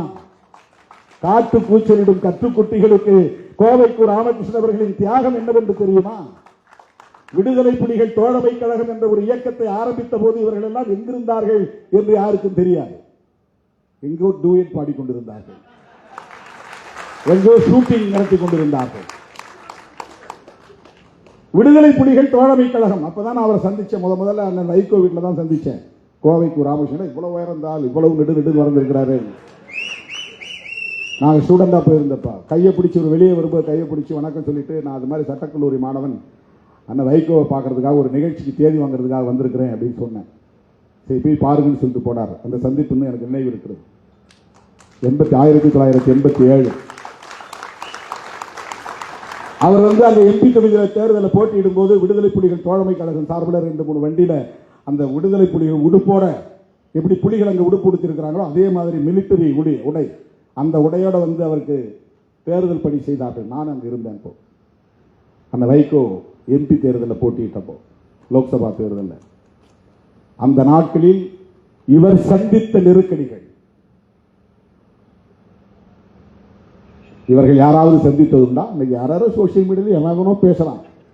பிக்ஸ் வந்த மாதிரி கையை கால உதறி கட்டிக்கிறாங்க. எல்லாம் கையை கால உதறிட்டு அடித்தொண்டையால காட்டு கூச்சலிட்டால் எல்லாம் மக்கள் ஏமாந்து விடுவார்கள் என்று கருதுகிறார்கள். கண்டவெல்லாம் பேசுறான், எவனோ பேசுறான், உள்நோக்கம் கற்பிக்கிறான். அவருக்கு என்ன தேவை வந்தது? தமிழர்களை வீழ்த்த வேண்டும் என்று, தமிழர்களை ஒடுக்க வேண்டும் என்று. அவர் என்ன பதவிக்கு ஆசைப்பட்டாரா? அம்பேத்கர் போய் பார்த்தா இங்க இருக்கிற தலித்துகள் நமக்கு ஓட்டு போடுவாங்க அப்படின்னு நினைச்சா போய் அம்பேத்கரை பார்த்தார்? நேரடியா போய் சந்தித்தார். மியான்மருக்கு வாங்க 2 பேரும் போவோம்னு சொல்லி 2 பேரும் போனாங்க. இன்னைக்கு மியான்மர், அன்னைக்கு பர்மா. அவர் எடுத்த முடிவுகளுக்கு அவ்வப்போது இங்கிருந்து பாராட்டுகளை தெரிவித்தவர் தந்தை பெரியார். அவர் மதம் மாறும்போது நீங்களும் வாங்க மதம் மாறுவோம் சொன்னார். அம்பேத்கர் அழைப்பு கொடுத்தார். இல்ல நீங்க போங்க, நான் வெளியே வந்துட்டேன்னா இந்த பசங்களை பேச முடியாது, சண்டை போட முடியாது, இவங்களை எதிர்த்து என்னால குரல் கொடுக்க முடியாது, நான் இங்க இருந்துகிட்டே பாத்துக்கிறேன், அவனா நானா பாத்துக்கிறேன் அப்படின்னு சொன்னவர் தந்தை பெரியார். நான் முஸ்லீமா மாறிட்டு அப்புறம் போய் நான் பார்ப்பனர்களை எதிர்த்து பேச முடியுமா? சனாதன தர்மத்தை எதிர்த்து பேச முடியுமா? இன்னைக்கு எந்த ஒரு முஸ்லீமாவது அதை எதிர்த்து பேச முடியுமா? பேச முடியாது. தன்னை ஜவாஹருல்லாவில் சனாதன தர்மம் இப்படி இருக்கு, திருமாவளவன் பேசுற மாதிரி அவரால் பேச முடியாது. பேசினா அது மதக்கலவரமா மாறி போயிடும். பேசுகிற துணிச்சல் உள்ளவர் தான், ஆனா அது மதக்கலவரமா மாறிடும். திருமாவளவனை ஒண்ணும் பண்ண முடியாது. நான் ஆணவத்தோட சொல்லல, நான் முஸ்லீம் இல்ல, நான் கிறிஸ்தவன் இல்ல, என்ன ஒண்ணும் பண்ண முடியாது. நான் பெரியாரின் பிள்ளை, அம்பேத்கரின் பிள்ளை, அவ்வளவுதான் என்னுடைய அடையாளம், அவ்வளவுதான் என்னுடைய அடையாளம். வேற எந்த அடையாளம் எனக்கு கிடையாது. எனக்கு சாதி ஒரு அடையாளம் கிடையாது, மதம் ஒரு அடையாளம் கிடையாது. எனக்கு மொழி என்பது மட்டும், மொழியும் கூட எனக்கு அடையாளம் கிடையாது. ஆனால் மொழி உரிமைக்காக போராடுவேன், அது என்னுடைய கடமை. இன உரிமைக்காக போராடுவேன், அது எனக்கு கடமை. விடுதலை புலிகளை ஆதரிப்பது நான் வெறும் மொழி உணர்வால் அல்ல, இன உணர்வால் அல்ல, சிங்கள பௌத்த பேரினவாதத்தின் ஆதிக்கத்தை எதிர்ப்பதற்காக புலிகளுக்கு நாங்கள் ஆதரவு தெரிவிக்கிறோம். ஒரு தேசிய இன விடுதலைக்கான போராட்டம் என்கிற முறையிலே புலிகளை ஆதரிக்கிறோம். அண்ணன் பிரபாகரன் அவர்களை ஆதரிக்கிறோம். அண்ணன் ஏதோ சொன்னார் என்றான். எனக்கு தெரிஞ்சு என்கிட்ட பேசின மாதிரி மற்றவங்கிட்ட பேசினாரான்னு எனக்கு தெரியாது. 2002 ஒரு முறை 1 மணி நேரத்திற்கு மேலாக அண்ணன் பிரபாகரன் அவர்கள் என்னை அழைத்து பக்கத்தை அமர வைத்துக் கொண்டு அந்த ராணுவ மிடுக்கான உடையோடு அமர்ந்து கொண்டு 1 மணி நேரம் சாதி அரசியல் குறித்து பேசினார். இவருக்கு தான் பேசினாரான்னு ஒரு ஆள் அறிக்கை கொடுத்தான். என்கிட்ட தான் பேசினார். நான் நீங்க தான் சொல்றீங்களா அவர் உயிரோடு இருக்கிறார்னு. உயிரோடு இருந்தா என்னைக்காவது ஒரு நாள் சொல்லுவார், திருமாவளவன் சொன்னது அத்தனை உண்மை, ஒன்றும் புனைவு இல்லை என்பதை சொல்லுவார். என்கிட்ட பேசினார். என்ற முதல் வார்த்தையை கேட்டார், திண்ணியத்தில் வாயில மலத்தை திணிச்சவன் உயிரோட இருக்கிறானான்னு கேட்டார். என்னால் அந்த செய்தியை படிச்சுட்டு 3 நாள் தூங்க முடியல, சாப்பிட முடியல. அவனை எப்படி என்ன விட்டு வச்சிருக்கிறீங்கன்னு கேட்டார். புரட்சியாளன் எந்த மூலையில் இருந்தாலும் அவன் ஒடுக்குமுறைகளுக்கு எதிராக சிந்திப்பான் என்பதற்கு அண்ணன் பிரபாகரன் ஒரு அடையாளம், ஒரு சான்று. அடுத்த கேள்வி கேட்டார், இவ்வளவு மோசமான ஒரு நிலை அங்கே இருந்த போதும் ஒரு அரசியல் கட்சி தலைவர் கூட இதை கண்டித்து அறிக்கை விடவில்லையே, என்ன அரசியல் தமிழ்நாட்டில் நடக்கிறது, எப்படி அவர்களால் இதை சகித்துக் கொள்ள முடிகிறது? இந்த கேள்வியை கேட்டவர் அண்ணன் பிரபாகரன். மதனி அவர்களை காதலித்ததை, அதனால் இருந்த சிக்கலையும், அதனையொட்டி அவர் எடுத்த நடவடிக்கைகளையும் பல நிமிடங்கள் என்னோடு பகிர்ந்து கொண்டார். இதை உங்களை போன்ற ஆட்கள்கிட்ட பேச மாட்டார். நீங்கள் எல்லாம் சனாதனவாதிகள் என்பது அவருக்கு தெரியும். பேச மாட்டார். வேறு யாரோடும் இதை பகிர்ந்திருக்க வாய்ப்பில்லை. என்னிடத்தில் பேசினார். மதிவதனி அவர்களை நான் காதலித்ததால் அவருடைய தந்தையே எங்கள் காதலை ஏற்றுக்கொள்ளவில்லை. மாநிலத்தின் தமிழ்க்கூடல் முடிந்ததும் நான் வன்னிக்கு சென்று அவரை சந்தித்த போது, அண்ணா உங்கள் மாமனாரை சந்தித்தேன் என்று சொன்னதும் அடுத்த நொடியே அவர் ஒரு வார்த்தை சொன்னார். நான் அதிர்ந்து போனேன். அதன் பிறகு அந்த காதல் குறித்தும், காதல் தொடர்பான பிரச்சனைகள் குறித்தும், அதனையொட்டி அவர் எடுத்த நடவடிக்கைகள் குறித்தும், வல்வெட்டி துறையிலே 14 பேரை நான் சுட்டுக் கொன்றேன் என்று சொன்னார். எவனும் இதை மறுக்க முடியாது. சாதிக்கு எதிரான நடவடிக்கை. மதிவதனி சார்ந்த சமூகம் நான் இல்லை என்பதனால் என்னை தலைவனாக ஏற்றுக்கொள்ள இந்த மண்ணில் பெரும் தயக்கம் இருந்தது. காலப்போக்கில் அது தகர்ந்து போனது. நீங்களும் அந்த பொறுமையை கடைபிடிக்க வேண்டும். தமிழ்நாடு உங்களை ஏற்கிற காலம் வரும் என்று சொன்னார் அண்ணன் பிரபாகரன். என்னிடத்தில் பகிர்ந்து கொண்டார். இயக்கத்திற்குள்ளே சாதி யாரும் பார்ப்பதில்லை. சாதி அடிப்படையில் எந்த பிரச்சனையும் எழுந்ததில்லை. காதல் என்று வருகிற போது விரும்புகிறவர்கள் திருமணம் செய்ய இயக்கத்திலே சுதந்திரம் உண்டு. அதை நாங்கள் அனுமதிக்கிறோம். இயக்கத்தை தாண்டி சாதி பிரச்சனை வந்தால், எங்கள் காதுக்கு வந்தால், அடுத்த நாளே அந்த இடத்தில் எங்கள் இயக்கம் நிற்கும். அங்கு சாதி ஆணவத்திற்கு எதிரான நடவடிக்கைகளை இயக்கம் மேற்கொண்டிருக்கிறது என்று விவரித்தார். இன்றைக்கு சாதி பிரச்சனைகள் என்பது ஒரு கட்டுக்குள்ளே இருக்கிறது. இந்த இயக்கம் வலிமை பெற்றிருப்பதனால். ஏன் இவ்வளவு பேசினார் தெரியுமா? அதற்கு ஒரு காரணம் இருக்கிறது.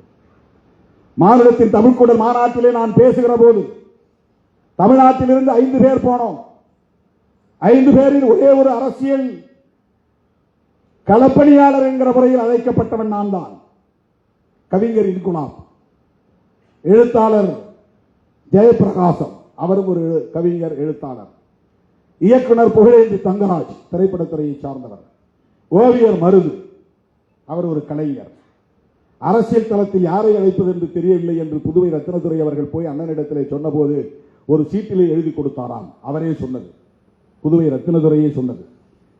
கலை இலக்கிய கழகத்தின் பொறுப்பாளர் அவர்தான். அவரே சொன்ன வார்த்தை. நாங்க என்ன செய்யறது, யாரை கூப்பிடுறதுன்னு தெரியாம போய் குழம்பிக்கிட்டு இருந்தோம். ஒரு சீட்டை எடுத்து எழுதி கொடுத்தாரு. பிரிச்சு பார்த்தா திருமாவளவன் பேர் இருந்தது. திருமாவளவனை மானுடத்தின் தமிழ்க்கூடல் மாநாட்டிற்கு அழையுங்கள் என்று சொன்னவர் அண்ணன் பிரபாகரன் அவர்கள். அந்த மாநாட்டில் நான் பேசுகிற போது, அப்ப எனக்கு சரியான தலைவலி, எனக்கு சைனஸ் தலைவலி. வல்வெட்டி துறையெல்லாம் போயிட்டு வந்த உடனே மேடையில பேச சொல்லிட்டாங்க. பேசும்போது நான் சொன்னேன், புலிகளை பார்த்து நான் கேட்கிறேன், அண்ணன் பிரபாகரன் அவர்களுக்கு நான் ஒரு கோரிக்கை வைக்கிறேன். நீங்கள் இந்த யுத்தத்தில் வெற்றி பெற்று தமிழ் ஈழம் மலர்ந்தால் அந்த ஈழம் சாதியற்ற ஈழமாக இருக்குமா என்கிற கேள்வியை எழுப்பினேன். இன்றைக்கு பெரியாரை பற்றி ஆழமாக படிக்கிற போது அவற்றையெல்லாம் படிக்காத நிலையில் பெரியாரை போல் திருமாவளவனும் சிந்தித்திருக்கிறானே என்று நான் எனக்குள் பெருமைப்பட்டுக் கொண்டேன். ஏனென்றால் அவர் எந்த நிலை எடுத்தாலும் சாதி ஒழிப்பை மட்டுமே முன்னிறுத்தி நிலைப்பாட்டை எடுத்திருக்கிறார் தந்தை பெரியார். அதுதான் ரொம்ப முக்கியமான. அப்ப ஈழம் விடுதலை அடைந்தால் அந்த ஈழத்தில் சாதி இருக்குமா இருக்காதா அந்த கேள்வி எழுப்பி நான் சொன்னேன். இங்கிருந்து அயல் நாடுகளுக்கு போனவர்கள் நிலபுலத்தை விட்டுவிட்டு போயிருக்கிறார்கள், ஆடு மாடு உள்ளிட்ட கால்நடைகளை விட்டுவிட்டு போயிருக்கிறார்கள், உற்றார் உறவினர்களை விட்டு போயிருக்கிறார்கள். ஆனால் சாதியை விட்டு போயிருக்கிறார்களா என்று தெரியாது. அவர்கள் திரும்பும் போது சாதியோடே வந்தால் தமிழீழம் என்னவாகும் என்ற கேள்வியை எழுப்பியவன் திருமாவளவன். 2002 விடுதலை புலிகளின் மாநாட்டு, மானுடத்தின் தமிழ்க்கூடல் மாநாட்டில் மலரப்போகும் தமிழீழத்தில் சாதி இருக்குமா இருக்காதா என்ற கேள்வியை எழுப்பினேன். நான் பேசி முடித்தவுடன் ஆவேசத்தோடு வந்து அண்ணன் புதுவை ரத்தினதுரை அவர்கள் என் கையில் இருந்த ஒலிபேசியை பிடித்து பிடுங்கி பேசினார். எங்கள் தலைவர் பிரபாகரன் சாதி ஒழிப்புடன் கூடிய தமிழீழத்தை வென்றெடுக்கவே போராடுகிறார். நாளை மலரவிருக்கிற தமிழீழத்தில் சாதி இருக்குமே, ஆனால் அந்த ஈழம் எங்களுக்கு தேவையில்லை என்று பேசியவர் புதுவை ரத்தினதுரை. தோழர்களே, இந்த பேச்சுதான் அவருடைய காதுக்கு போயிருக்கிறது. அதனால்தான் இந்த மாநாடு முடிந்து நான் அவரை சந்தித்து பேசிய போது நெடுநேரம் என்னிடத்தில் சாதியை பற்றிய உரையாடினார். தமிழீழத்தில் சாதி இருக்காது என்பதை உறுதிப்படுத்தினார். சாதியால் தான் சிதறி கிடக்கிறோம் என்பதை திரும்ப திரும்ப சொன்னார். தமிழ்நாட்டில் உங்களை ஏற்கிற காலம் வரும், அதுவரையில் பொறுமையாக இருக்க வேண்டும் என்று சொன்னார். இதெல்லாம் 100% உண்மை. அண்ணன் என்னோடு பேசியது 100% உண்மை. இன்னும் பல விவரங்கள், அதையெல்லாம் நான் சொல்ல விரும்பவில்லை. ஆனால் இன்றைக்கு பேசுகிறவர்கள் அண்ணன் சொல்லித்தான் பெரியார் எதிர்ப்பை கையில் எடுக்கிறோம் என்று சொன்னால் இது எவ்வளவு பெரிய அயோக்கியத்தனம்! பிரபாகரன் அவர்களையே கொச்சைப்படுத்துவதாக இருக்கிறதே. அண்ணன் பிரபாகரன் அவர்கள் எங்கே அப்படி சொன்னார்? ஏதேனும் ஒரு பதிவை காட்டுங்கள். எங்கே அப்படி எழுதியிருக்கிறார்? என்றைக்கு அவர் திராவிடத்தை எதிர்த்து பேசியிருக்கிறார்? அவர் இந்தியாவையே எதிர்க்கவில்லையே, இந்திய அரசையே அவர் விமர்சிக்கவில்லையே. இந்தியாவின் துணையோடு தான் நம்மால் ஈழத்தை வென்றெடுக்க முடியும் என்கிற நம்பிக்கை கொண்டிருந்தவர் அல்லவா? உங்களை போல காங்கிரஸை விமர்சிப்பது, இந்திய அரசை விமர்சிப்பது என்கிற நிலைப்பாட்டை கூட அவர் எடுத்ததில்லையே. அவருடைய அரசியலை எப்படி நீங்கள் கொச்சைப்படுத்தலாம்? குருமூர்த்தி சொன்னார் என்று சொல்லிக் கொள்ளுங்கள். பெரியாரை நாங்கள் எதிர்ப்பதற்கு இவர்தான் காரணம் என்று சொல்லுங்கள். எச் ராஜா தான் காரணம் என்று சொல்லுங்கள். அல்லது வேறு யாராவது RSS காரர்கள் தான் காரணம் என்று சொல்லுங்கள். எப்படி அண்ணன் பிரபாகரன் அவர்களின் பெயரை சொல்லலாம்? அவர் திராவிடத்திற்கு எதிரானவரா? யோசித்து பாருங்கள். சிங்களம் அது ஒரு இனத்தின் அடையாளம், பௌத்தம் அது மதத்தின் அடையாளம், பேரினவாதம் என்பது பெரும்பான்மை என்கிற அடிப்படையிலான ஒரு அடையாளம். தங்களுடைய பகைவர்களை இப்படித்தான் அவர் அடையாளப்படுத்தினார். சிங்கள பௌத்த பேரினவாதிகள், அவ்வளவுதான் அவருடைய பகைவர்கள். சிங்களம் என்கிற மொழியை அடையாளமாக கொண்டவர்கள், பௌத்தம் என்கிற மதத்தை அடையாளமாக கொண்டவர்கள், பெரும்பான்மை என்கிற எண்ணிக்கை அடையாளத்தை கொண்டவர்கள், இவர்களே எங்கள் எதிரிகள் என்று அடையாளப்படுத்தியவர் ஒரு இடத்திலும் அதற்கு அப்படியே நேர் எதிராக சிங்களத்திற்கு பதிலாக தமிழ், பௌத்தத்திற்கு பதிலாக இந்து, பெரும்பான்மைக்கு பதிலாக சிறுபான்மை என்று தமிழ், இந்து, சிறுபான்மை நாங்கள் என்று அவர் சொன்னதில்லை.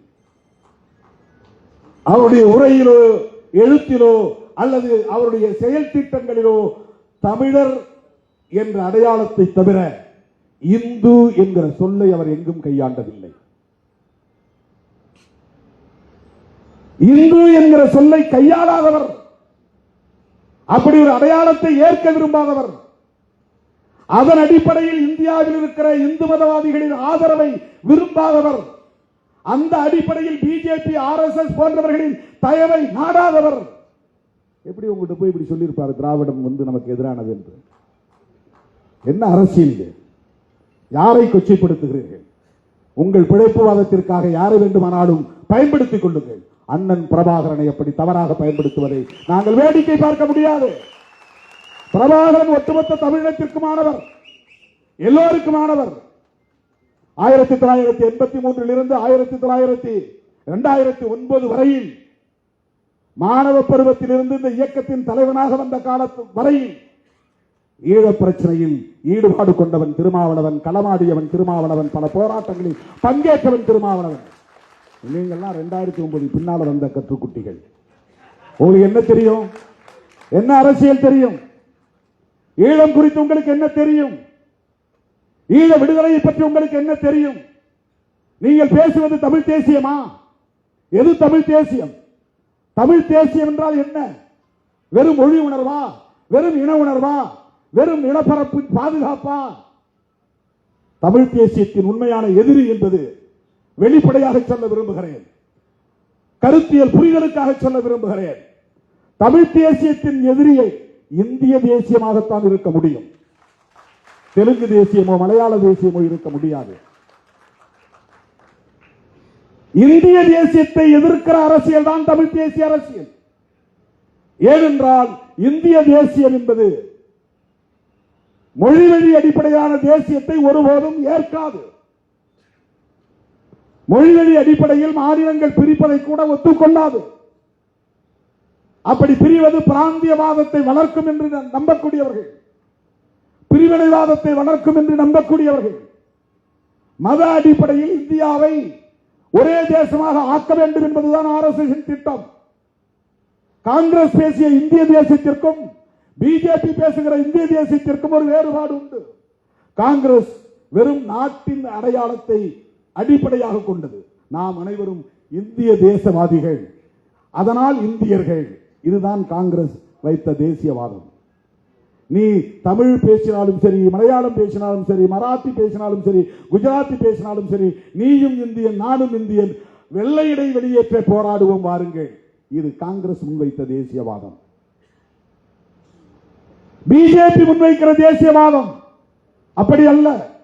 பிரிட்டிஷாரை எதிர்ப்பதனுடைய நோக்கம் இல்லை. ஏனென்றால் பிரிட்டிஷார் இல்லை. ஆனால் ஒரு தேசத்தை கட்ட வேண்டும். அம்பேத்கரும் ஒரு தேசத்தை கட்ட விரும்புகிறார். பெரியாரும் ஒரு தேசத்தை கட்ட விரும்புகிறார். காங்கிரசும் ஒரு தேசியவாதத்தை தேசத்தை கட்ட விரும்புகிறது. பிஜேபியும் ஒரு தேசத்தை கட்ட விரும்புகிறது. ஒவ்வொருவருக்கும் ஒவ்வொரு பார்வை உண்டு. அம்பேத்கர் எப்படிப்பட்ட தேசத்தை கட்ட விரும்பினார் என்றால், அவர் விரும்பியது பௌத்த இந்தியாவை கட்டமைக்க வேண்டும் என்பது. பௌத்தம் என்பது மதத்தின் அடிப்படையில் அல்ல. அம்பேத்கர் சொல்லுவது பௌத்த இந்தியா என்றால் சமத்துவ இந்தியா என்பதுதான் அம்பேத்கரின் தேசியவாதம். அவருடைய தேசியவாதம் சமத்துவ தேசியவாதம். இந்தியாவில் பிறப்பின் அடிப்படையில் உயர்வு தாழ்வு இருக்கக்கூடாது. இந்தியாவுக்கு மதம் இருக்கக்கூடாது. இந்த அரசு ஒரு மதசார்பற்ற அரசு. ஆகவே மதச்சார்பின்மை என்பதை முதன்மை கோட்பாடாக உயர்த்தி பிடித்தவர் புரட்சியாளர் அம்பேத்கர் அவர்கள். இது எவ்வளவு பெரிய துணிச்சல்! உலகத்தில் எல்லா நாடுகளுக்கும் ஸ்டேட் ரிலிஜன் உண்டு. அம்பேத்கர் அந்த இடத்தில் இருந்ததால் இந்தியாவுக்கு ஸ்டேட் ரிலிஜன் இல்லை என்கிற முடிவை எடுத்தார். காங்கிரஸோடு எங்களுக்கு முரண்பாடு உண்டு. ஈழத்தமிழர் விவகாரத்தில் காங்கிரஸை நாங்கள் கடுமையாக எதிர்த்திருக்கிறோம். திமுக கூட்டணியில் இருந்து விடுதலை சிறுத்தைகளை வெளியேற்றுங்கள் என்று 2009 தேர்தலின் போது வேலூர் ஞானசேகரன் போன்றவர்கள் சட்டப்பேரவையிலேயே என்னை பெயரை சொல்லி எதிர்த்து பேசியது இன்றைக்கும் அவை குறிப்பில் இருக்கிறது. போகிற இடங்களில் எல்லாம் பேச்சாளர்கள், பத்திரிகையாளர்கள் மத்தியிலே திருமாவளவனை வெளியேற்ற வேண்டும், அவன் புலிகளின் ஆதரவாளன் என்று பேசினார்கள். கருத்துரிமை மாநாடு புல்லாரத்தி அவனியூரில் நடத்திய போது அந்த மாநாட்டுக்கு தடை விதிக்க வேண்டும் என்று பேசிய இயக்கம் காங்கிரஸ். ஏனென்றால் நாங்கள் புலிகளின் ஆதரவாளர்கள் என்பதால் மட்டுமே. அப்படி காங்கிரஸோடு எங்களுக்கு பல முரண்பாடுகள் உண்டு. காந்தியோடு முரண்பாடுகள் உண்டு. ஆனாலும் இன்றைக்கு காங்கிரஸோடும் காந்தியோடும் நாங்கள் ஒரு உறவை பேணுகிறோம் என்று சொன்னால் அதற்கு காரணம் அம்பேத்கர் முன்மொழிந்த மத சார்பின்மைக்கு காந்தியடிகளும் பண்டித ஜவஹர்லால் நேரு அவர்களும் இந்திரா காந்தி அம்மையார் அவர்களும் அவருடைய வாரிசு ராஜீவ் காந்தி அவர்களும் ஒரே நிலைப்பாட்டில் உறுதிப்பாட்டோடு இருந்தார்கள் என்பதுதான். இந்தியாவுக்கு நோ ஸ்டேட் ரிலீஜன், இந்தியாவுக்கு ஒரு அரச மதம் வேண்டாம், இந்திய அரசுக்கு ஒரு மதசார்பு அடையாளம் தேவையில்லை, இது மதசார்பற்ற அரசு. இந்த கருத்திலே அம்பேத்கர் அவர்களுக்கு ஒத்துழைத்தது நேருவும் காந்தியும். காந்தியடிகள் ஒரு மதவாதி தான், சனாதனவாதி தான். தன்னைத்தானே அப்படித்தான் அவர் அடையாளப்படுத்திக் கொண்டார். சனாதன தர்மத்தின் மீது எனக்கு நம்பிக்கை உண்டு என்று சொன்னார். பிறப்பின் அடிப்படையில் இந்த தீண்டாமை கூடாதே தவிர பாகுபாட்டை நாம் தவிர்க்க முடியாது, இது கர்மத்தின் வினைப்பயன் என்று சொன்னவர் காந்தியடிகள். அப்படிப்பட்டவர் விடுதலை பெற்ற இந்தியாவுக்கு மதம் வேண்டாம், இந்த அரசு ஒரு மதசார்பற்ற அரசு என்கிற அம்பேத்கரின் நிலைப்பாட்டுக்கு உடன்பட்டவர் காந்தி. அதனால் தான் நாத்துராம் கோட்சேவை வைத்து அந்த பார்ப்பனரை வைத்து சுட்டுக் கொன்றார்கள். காந்தியடிகளை சுட்டுக் கொன்றது ஒரு பார்ப்பனர். RSS இந்து மகா சபை ரெண்டும் ஒன்றுதான். வெவ்வேறு இயக்கமா இருந்தாலும் ரெண்டும் ஒன்றுதான். மதசார்பில்லை. அம்பேத்கர் விரும்பிய தேசியவாதம் சமத்துவ தேசியவாதம். தந்தை பெரியார் விரும்பிய தேசியவாதம். இந்தியாங்கிற ஒரே நாடு இருந்தாலும், அல்லது திராவிட நாடாக இருந்தாலும், அல்லது தமிழ்நாடாக இருந்தாலும் அவருடைய ஒரே கண்டிஷன் ஜாதி ஒழியணும். ஜாதி ஒழிந்த திராவிட நாடு. ஏன்னா அவன் வடநாட்டுக்காரனோடு நம்ம சேர்ந்து இருந்தா அவனுடைய புராண குப்பைகள்லாம் இங்க வந்து சேருது. அவன் ஆக்கிரமிப்பு பண்றான். அவன்கிட்ட நாம விடுபடுவோம், உடைச்சிட்டு வெளியே வருவோம். நாம தட்சிண இந்தியா, தட்சிண இந்தியா, தென்னிந்தியா, தட்சிணம் என்றால் தெற்குன்னு அர்த்தம். தட்சிண இந்தியா, தட்சிண பாரத். பாரத்ங்கிற சொல்ல அம்பேத்கருக்கு உடன்பாடே கிடையாது. பாரதம் அவர் சொல்ல விரும்பல. இவங்கெல்லாம் கட்டாயப்படுத்தி இந்தியா அல்லது பாரத் அப்படின்னு எழுத வச்சாங்க. பாரதம் என்கிற சொல்லு மகாபாரதத்தை அடையாளப்படுத்துவது அல்லது பரதன் ஆண்ட தேசம் இது என்கிற கதையை, புராணத்தை, புனைவை ஒத்துக்கொள்வது என்று கருதி இந்த பெயரை அவர் விரும்பவில்லை. இந்தியா என்பது ஆங்கில பெயர், அதனால் அது கூடாது என்றார்கள் அப்போதே. இன்னைக்கு இருக்கிற RSS இல்ல, அப்ப யாரும் இல்ல. அப்பவே இந்த மாதிரி இயக்கம் கிடையாது, பிஜேபி கிடையாது. அப்ப இருந்த அதிதீவிர இந்துத்துவ சக்திகள், சனாதன சக்திகள் இந்துஸ்தான் என்று இந்த நாட்டுக்கு பெயர் சூட்ட வேண்டும் என்ற கோரிக்கையை எழுப்பி அவர்கள் வாதித்துக் கொண்டிருந்த நேரத்தில் தான் முதல்ல முஸ்லிம்கள் கேட்கல தனிநாடு. இந்தியாவுக்கு இந்துஸ்தான் பெயர் வைக்க சொல்லி இந்துத்துவ சக்திகள் போராடிய பிறகுதான் முஸ்லிம்களுக்கு அந்த எண்ணம் வருது. சரி, எங்களுக்கு பாகிஸ்தான் கொடுங்கன்னு கேட்டாங்க. அதுவரையிலும் அவங்க முதல்ல இந்த நாட்டை பிரிக்கணும் முயற்சி பண்ணல. இந்த நாட்டை இந்துக்களின் தேசம்னு மாத்துறதுக்கு முயற்சி செய்த போது அப்படின்னா எங்களுக்கு தனியா கொடுத்துருங்க, நாங்க போயிடுறோம் அப்படிங்கிற சிந்தனை ஜின்னாவுக்கு உதித்தது இவர்களால் தான். ஆக அம்பேத்கர் பேசிய தேசியவாதம் சமத்துவ தேசியவாதம், பெரியார் பேசிய தேசியவாதம். ஒரு கட்டத்தில் தமிழ்நாடு தமிழருக்கேங்கிறார், இன்னொரு கட்டத்தில் திராவிட நாடு கோரிக்கை வைக்கிறார், இன்னொரு கட்டத்தில் இந்தியாவில் பார்ப்பனர்கள் தவிர அத்தனை பேரும் திராவிடர் ராயா, சாதி ஒழிப்பை ஏற்றுகிறவங்க எல்லாம் ஒன்னா சேருவாங்க அப்படின்னு சொன்னார். சாதி ஒழிப்பை ஏற்றுகிறவன், பார்ப்பனியத்தை எதிர்க்கிறவன், ஆரியத்தை எதிர்க்கிறவன், சனாதன தர்மத்தை எதிர்க்கிறவன், பார்ப்பன ஆதிக்கத்தை எதிர்க்கிறவன் அவ்வளவு பேரும் ஒன்னா சேருவாங்க, அகில இந்திய அளவில் ஒன்னா சேருவாங்க. இதுதான் பெரியார், இதுதான் பெரியார். அவருக்கு மொழி அடையாளம் கிடையாது, அவருக்கு மதம் அடையாளம் கிடையாது. பார்ப்பனர்கள் மீது தனிப்பட்ட முறையில் ஒரு குறிப்பிட்ட சாதியின் மீது வெறுப்பு கிடையாது.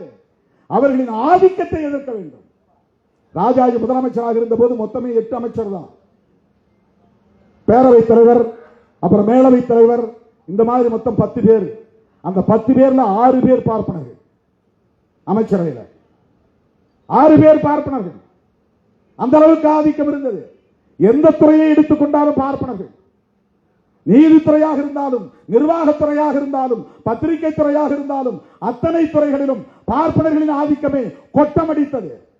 பள்ளி கல்வி ஆசிரியர்கள் நியமனத்தில் பார்ப்பனர்கள், கல்லூரி பேராசிரியர்கள் நியமனத்தில் பார்ப்பனர்கள், துணைவேந்தர்கள் நியமனத்தில் பார்ப்பனர்கள். இந்த பார்ப்பனர்களின் ஆக்கிரமிப்பையும் ஆதிக்கத்தையும் எதிர்க்க வேண்டும் என்பதில் தான் அவர் குறியாக இருந்தார். தோழர்களே, வரலாற்றை நாம் தோண்டி தோண்டி பார்க்கிற போது நமக்கு வியப்பாக இருக்கிறது. ஒரு கட்டத்தில் மறைமலையடிகளும் திருவி கல்யாண சுந்தரம் அவர்களும் பெரியாரை ஆதரிக்கிறார்கள். எப்போனா மகாபாரதத்தையும் ராமாயணத்தையும் கடுமையாக விமர்சிக்கிறார். கவனமாக கேளுங்க, இதெல்லாம் ரொம்ப முக்கியமான அரசியல். ஏனென்றால் சனாதன சக்திகள் நாளுக்கு நாள் இங்கே வலுப்பெற்று வருகிறார்கள். அதற்கு காரணம் மாப்போசியின் வாரிசுகள் மறுபடியும் இங்கே வலுப்பெற்று விட்டார்கள். அதுதான் அடிப்படை. மாப்போசி பெரியவர் தான், அவருடைய தியாகமும் போற்றுதலுக்குரியதுதான். ஆனாலும் அவர் அன்றைக்கு பார்ப்பன ஆதிக்கத்தை எதிர்க்காமல் மொழி அடிப்படையிலே தனித்தமிழ் அரசு வேண்டும் என்ற கோரிக்கையை முன்வைத்தவர், மறந்துவிடக் கூடாது.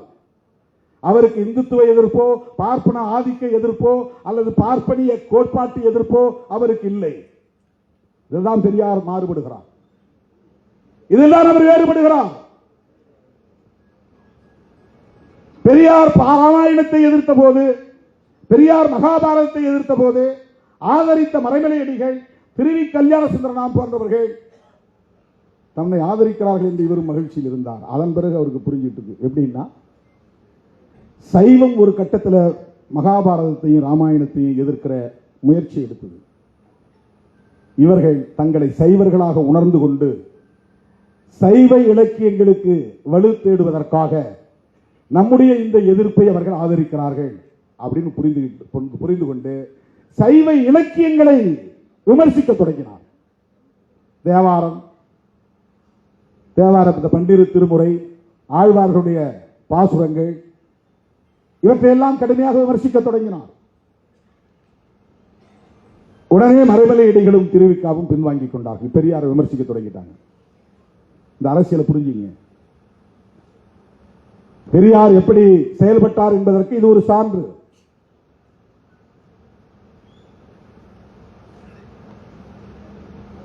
மறைமலையடிகள், திருவி கல்யாண சுந்தரம் போன்றவர்கள் எல்லாம் அவர் வாழ்ந்த காலத்திலேயே இவர்தான் எங்கள் தலைவர், தமிழர் தலைவர் என்று பிரகடனப்படுத்தியவர்கள்.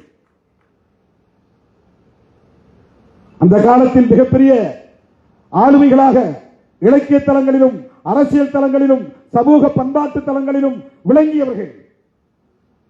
பெரியாரை அவருடைய தாய்மொழி என்ன என்று பார்க்கவில்லை, அவர் எந்த இனத்தை சார்ந்தவர் என்று பார்க்கவில்லை.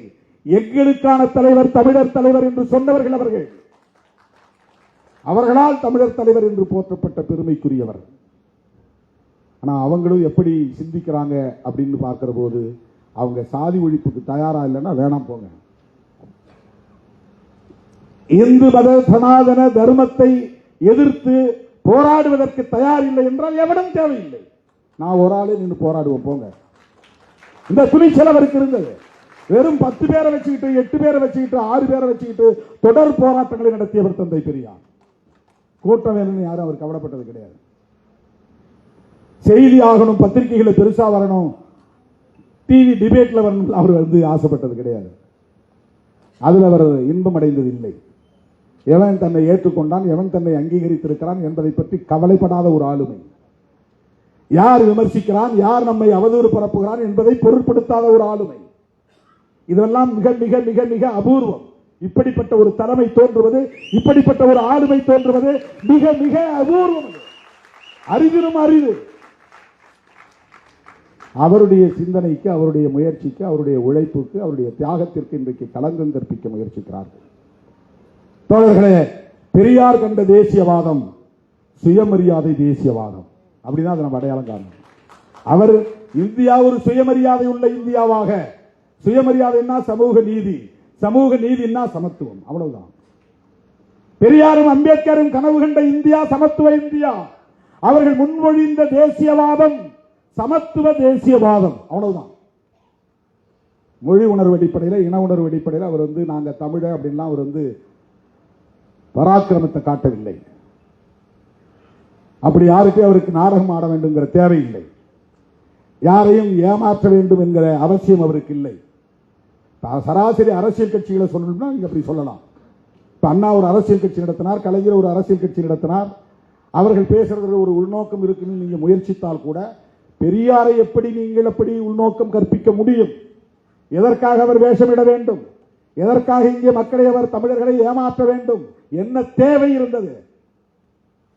எந்த வாரிசுகளுக்காக அவர் சொத்து சேர்க்க விரும்பினார்? அவருடைய நோக்கத்தை களங்கப்படுத்துவது எந்த வகையிலே நியாயமானது? ஒரே வகையில் அவங்க என்னத்துக்காக பண்றாங்கன்னா, பார்ப்பனர்களை திருப்திப்படுத்துகிறார்கள், அவ்வளவுதான். ஆரியர்களை திருப்திப்படுத்துகிறார்கள், அவ்வளவுதான். அவர்கள் எழுதி தருகிற அஜெண்டா படி செயல்படுகிறார்கள், அவ்வளவுதான். இது ரொம்ப சிம்பிளா நீங்க புரிஞ்சுக்கணும். எவன் ஒருத்தன் பிஜேபி எதிர்க்கிறது தயங்குறானோ அவன் அவர்களால் உருவாக்கப்பட்டவன் என்று பொருள். எவன் ஒருவன் மோடி அரசை எதிர்க்க விமர்சிக்க தயங்குகிறானோ அவன் அவர்களால் வளர்க்கப்படுகிறவன் என்று பொருள், அவ்வளவுதான். உனக்கு ஏன் தயக்கம்? இந்த 11 வருஷத்தில் நீ என்ன சாதித்து விட்டாய்?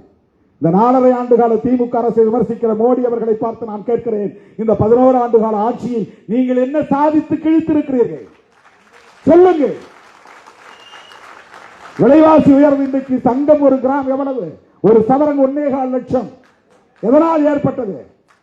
உலக சந்தையில் இந்திய ரூபாயின் மதிப்பு இவ்வளவு தூரம் வீழ்ந்ததற்கு யார் பொறுப்பு? திமுக அரசு பொறுப்பா? திராவிட முன்னேற்ற கழகத்தின் தலைவர் ஸ்டாலின் பொறுப்பா? இந்திய ரூபாயின் மதிப்பு உலக சந்தையிலே வீழ்ந்ததற்கு யார் பொறுப்பு? 11-12 ஆண்டுகள் ஆட்சி புரிந்திருக்கிறீர்கள். என்ன மேம்பாட்டை உங்களால் காட்ட முடியும்? அதானிக்கும் அம்பானிக்கும் இந்தியாவை விற்றுக் கொண்டிருக்கிறீர்கள். எல்லாவற்றையும் முதலாளித்துவ மயமாக்கிக் கொண்டிருக்கிறீர்கள். ஒருபுறம் கார்ப்பரேட் மயம், இன்னொரு புறம் சனாதன மயம். இதுதான் பிஜேபி ஆட்சி. முஸ்லிம் வெறுப்பு, சிறுபான்மை மக்களுக்கு எதிரான அச்சுறுத்தல், பாபர் மசூதி இடிப்பு, திருப்பரங்குன்றத்திலே மதவாத அரசியல். என்ன செய்து கிழித்து விட்டீர்கள்? என்ன சாதனையை உங்களால் எடுக்க முடியும்? 4.5 ஆண்டு கால திமுக அரசை விமர்சிப்பது எந்த அடிப்படையில் என்பதை உங்களால் சொல்ல முடியுமா? வெறும் தேர்தல் நோக்கம்தான், அரசியல் ஆதாயம்தான். அதற்கு எடப்பாடி துணை போகிறார். தமிழ்நாட்டு மக்கள் எடப்பாடியை ஒருபோதும் மன்னிக்க மாட்டார்கள் என்பதை நான் இந்த இடத்திலே பதிவு செய்ய கடமைப்பட்டிருக்கிறேன். அவர் எம்ஜிஆருக்கு விசுவாசமாக இல்லை, ஜெயலலிதா அம்மையாருக்கு விசுவாசமாக இல்லை. வெறும் survival of the political gain, அரசியல் ஆதாயம் தேடுவதற்கு, தன்னை தக்க வைத்துக் கொள்வதற்காக சந்தர்ப்பவாத அடிப்படையிலே பாஜகவோடு இன்றைக்கு கூட்டணி அமைத்திருக்கிறார்.